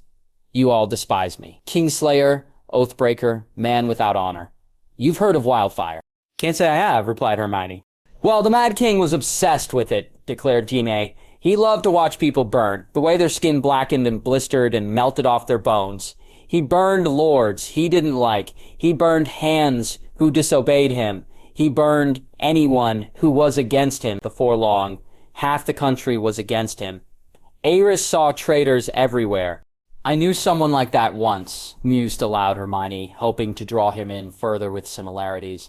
But this Dark Lord was so paranoid about death, he found a way to split his soul to keep him alive. In the end, even his most faithful followers were thinking something was wrong when he'd torture them for the slightest of infractions, for marking his followers' children with brands like cattle. Jaime stared at her for a long, horrified minute. Then he shook his head. Wildfire is uncontrollable fire, green and bright and so hot it could melt iron back down to liquid. And the Mad King had his pyromancer place caches of wildfire all over the city, beneath the Sept of Baelor and the slums of Flybottom, under houses, stables, taverns, even beneath the Red Keep itself. Hermione's mouth dropped open, and she could feel the air in the room tense as the others, silent and hidden, realized what they were hearing. Jaime, however, continued blithely. His tone was impassive, almost monotone, as he recited something he had kept hidden for a very, very long time. Finally, Robert Baratheon marched on the capital after his victory at the Trident, but my father arrived first, with the whole Lannister army at his back, promising to defend the city against the rebels. I knew my father better than that. He's never been one to pick the losing side. I told the Mad King as much. I urged him to surrender peacefully, but the king didn't listen to me. He didn't listen to Varys, who tried to warn him, but he did listen to Grand Maester Pycelle, that gray, sunken cunt. Oh, Hermione slowly closed her eyes as she realized what was going to happen. Jaime, you can trust the Lannisters, he said. The Lannisters have always been true friends of the crown, the blonde continued, speaking over her and pitching his voice in a way to try to sound like the wizened Maester in King's Landing. I should stop him, she thought furiously. Sansa and Arya are here. There are others here who lost family during that attack. These are people who knew Brandon and Rickard Stark. But the other man rushed forward, his words starting to tumble over themselves in an effort to exorcise them from his vaulted memory. So, we opened the gates, and my father sacked the city. Once again, I came to the king, begging him to surrender. He told me to bring in my father's head. He shook his instead. How could I bring in my father's head if the wolf commanded you to kill your own father and stand by while thousands of men, women, and children burned alive? Would you have done it? Would you have kept your oath then? Hermione bit her lip, turning her eyes away. As much as she cared for Robb, could she pick him over Harry or Ron, or even her parents who were lost to her in fabricated memories? Either choice she made would result in her being severely torn over her decision. Probably sensing the truth or the complicated mess in her heart, Jaime sent her a knowing look and said, "Then Aerys," he turned to his pyromancer. "Burn them all," he said. "Burn them in their homes. Burn them in their beds." "But that didn't happen," she said quietly. No, didn't," replied Jaime darkly. "Why? Because first I killed the pyromancer, and then when the king turned to flee, I drove my sword into his back." Despite the rest of the room hidden from him, Hermione knew at that moment that the silencing charm was unnecessary. The confession, the truth, would have silenced them all. I don't think he expected to die. He meant to burn with the rest of us and rise again. Reborn as a dragon, to turn his enemies to ash, finished a contemplative Hume. So I slit his throat to make sure that didn't happen. That's where Ned Stark found me. Hermione looked down, thinking about what she just heard. She knew the others were doing the same, in varying degrees of belief and shock. The first to recover and send a message on her parchment was Lyra, sitting in for her mother. Why didn't he tell anyone? Hermione repeated the question, and in response, the man turned stunned eyes on her. He then threw back his head and began laughing, but this time it lacked the desperation his first laughs had. These were loud, bright, and very mocking. Tell? Whom would I tell? Stark, he jeered. You think the Honorable Ned Stark wanted to hear my side? He judged me guilty the moment he set eyes on me. By what right does the wolf judge the lion? By what right? Then the man collapsed forward, his shoulders shaking as his repressed emotions erupted. 17 years of holding this in were finally too much, and Jaime Lannister, and at that moment, on top of his grief for his sister, the loss of his brother, he broke. In the spelled silence of their council room, Hermione waited with infinite patience and kindness as the man slowly took the time to build himself back together, became a bit stronger, and maybe a bit lighter, having released the burden of his secrets. Finally, he sniffed loudly and said, through a thick voice, "Are you going to execute me as a traitor now?" Hermione knew that she couldn't make any snap decisions without everyone else's input. That was the point of the council to begin with. But she knew that this was one decision she would stand by to her death and would fight them all on it. "You're no traitor," she said firmly. The words rang through the room, and Jaime lifted his face to stare at her. His eyes were red-rimmed and his face gray in color, but there was something lighter about his eyes, like a shadow had been lifted, or a sun peeking from behind a cloud as it moved away. What? Hermione sighed. "You were a kid placed in a bad, terrible place and made the best decision you could at the time. Did you handle it particularly well after the fact?" "No. But were you a traitor to your oaths?" She shook her head. "Not that I saw, Sir Jaime. You're no Kingslayer to me, and no one should have ever called you that, not given the crimes that man committed while in power." "But He looked around, confused. "I couldn't save the Princess Ilia and Princess Rhaenys." But Hermione had been looking at her parchment, and while the man remained confused, a vote had been cast, led by Sansa of all people. Perhaps she was the most empathetic of the Lannisters, willing to see things in far more gray tones than Arya or the other Northern and River Lords, given her own experiences in the capital. "Jaime Lannister," began Hermione, a tiny smile on her face as she read the result. "You may be guilty of a lot of things, most of which I doubt I'll ever know, but you're not a traitor to Westeros. Your actions saved an entire city of unarmed and innocent people, while you are still guilty of many, many other crimes, including actions that resulted in death during war. You will not be losing your life today." "Then tomorrow," he grimly joked, bowing his head. "Ever," replied Hermione. His head popped back up. "While you remain our prisoner and under constant guard, it is our recommendation that you get some air and spend some time thinking about your past actions and your reasons for acting the way you did," declared Hermione. "Make no mistake, this isn't an easy answer or an easy way out. You had to live with the secret of King Aerys' death, and you always will bear that mark against you. No one will forget, but maybe you will learn to forgive yourself." Shocked, the man stared at Hermione. An unseen signal had the guards from outside the room come back in and haul the man to his feet. He remained staring at Hermione, even as they pulled him away and out the door, back to his room. "Hermione!" Let the spells drop, but despite the ability to hear one another and see one another, the room remained fairly quiet. "Do you think we did the right thing?" asked Arya quietly. There were a few uneasy glances around the table and some awkward shuffling. "Time will tell," said Hermione finally. She then cleared her throat and turned back to the council at large, tapping a finger on the parchment. Inky lines began to spread as an agenda appeared and began to form bullet points and lists with names and exclamation points next to important topics. "Now, shall we move on? We have a lot to cover today." Winterfell settled into some kind of post-war lull, with many of the lords returning to their castles and holdfasts throughout the North and Riverlands shortly following the very long council meeting the other week.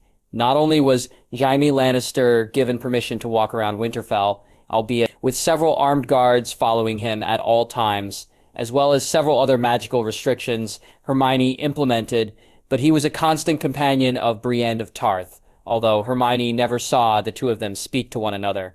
Sansa and Arya shared the duties of Lady of the Castle, with Sansa managing the small folk that began to trickle in with goods and wares and news from Wintertown. Whatever happened to her in King's Landing, whatever naive girl she may have been when she first traveled there, that girl had blossomed into a young woman, confident in her place and talents. The 16-year-old understood the lords and ladies far better than Arya and Hermione, and knew just what to say to handle them. Both Arya and Hermione decided to leave the young woman alone in this, not fighting her on her decisions of who sits where at dinner, or when a particular meeting should take place or where, depending on the topic. And Sansa's handling of the figures and larder meant that they were managing just fine. Of course, thought Hermione, another reason for people not arguing with Sansa was the hulking mass of Sandor Clegane following silently behind her and providing the much smaller lords with a steely eye and slight twist to his lips, which pulled at the scarred flesh on the side of his face. Arya, On the other hand, when not completing the duties, Robb left her as the reigning power in Winterfell as his stead, spent her time with Brienne and by extension, Jaime Lannister for her sword training. It would be during those times that Hermione spied the Lannister's eyes brightening just a bit more, his mouth pull and twitch as he repressed a smile when Arya did something clever. The first time he laughed, Hermione had seen Arya launch herself at Lyra and Jorel Mormont during a three-way melee, disregarding her sword completely as the two sisters joined forces to take down the live teen. The three ended up covered in muck and mud from head to toe, getting yelled at by Sansa as they tracked the mud into the Great Hall, and it was so reminiscent of Filch catching Hogwarts students returning from Hogsmeade that Hermione had grinned. But not all the lords had left, and not all was fun mud fights or sword training. Hermione remained busy organizing ravens and plans, and despite the availability of their port keys to return them home and back to Winterfell instantaneously, the Blackfish, Lords Umber, Karstark, Bolton, Blackwood, and Bracken remained behind. More often, Hermione found herself not in the council chamber they had set aside for full meetings, but in the sitting room of her assigned quarters. She was no longer living out of her tent, having slowly migrated much of her collection of books to the various shelves she had transfigured from useless bric-a-brac in the chamber. A soft blanket throw was draped over one of the two armchairs from the tent, now before her fireplace, and even a moving framed image of her, Harry and Ron, graced her bedside table. If you think that would be the best place to introduce trade negotiations, finished a dubious Bracken, arms crossed as he surveyed the group around Hermione's desk from their conjured chairs. The Blackfish nodded. The Free Cities are the place to go. Karstark sighed, but which many of them, including Braavos, already have trade agreements with King's Landing. They might see it as a conflict of interest if we begin to make overtures. Blackwood scoffed. It's more money and an increase in a variety of goods. Why should that bother them? The group descended into squabbling, and Hermione reached up to rub at her temples. Look, we know that transporting ice anywhere south will garner interest. Coming up with the idea of an ice box and ice to keep drinks and food cold, as well as for longer storage in ice houses, will catch on, and people, especially in Braavos Quart than others, will be interested. It'll just be a matter of a price we'll settle on, and then beginning the jobs. It's not like we're not prepping for winter here. There were some murmurs of agreement to that. Will these iceboxes be ready for the increased trade from the Riverlands? Asked Bolton quietly, eyes coolly surveying the others. So that we have fresh food and grains coming from the warmer lands to our south to bolster our own stores. Hermione nodded after glancing at Bracken and Blackwood first for confirmation. It shouldn't be a problem. Excuse me, Lady Hermione, my lords. Patrek Malster stepped into the room from his place outside, blocking the sitting room's entrance with his frame. Someone shadowy hovered behind him. You have a visitor. He claims it is of the greatest importance. Hermione, frowning, shared a confused look with the men in the room with her. All wore varying shades of confusion and annoyance at being interrupted. Send him in, Patrek. The guard stepped aside and Robin Flint stepped in. His clothes were worn and dirty in places, and there were dark smudges of dirt on his chins. His lower jaw was covered in a thick beard, and there were marks under his eyes from a lack of sleep. Upon entering the room, he immediately dropped to a single knee and bowed his head. Forgive my intrusion, my lady, he began, and Hermione felt a frisson of something run down her spine. But I rode all day and night to get here. Lady Mormont sent me, and did not wish to trust a raven with the news. News? Asked the Blackfish quietly. Flint lifted his head up to look at them. It's the Wildlings, my lord. They've gathered an army of 10,000 strong and are marching on the wall as we speak. They'll be there by the end of the week.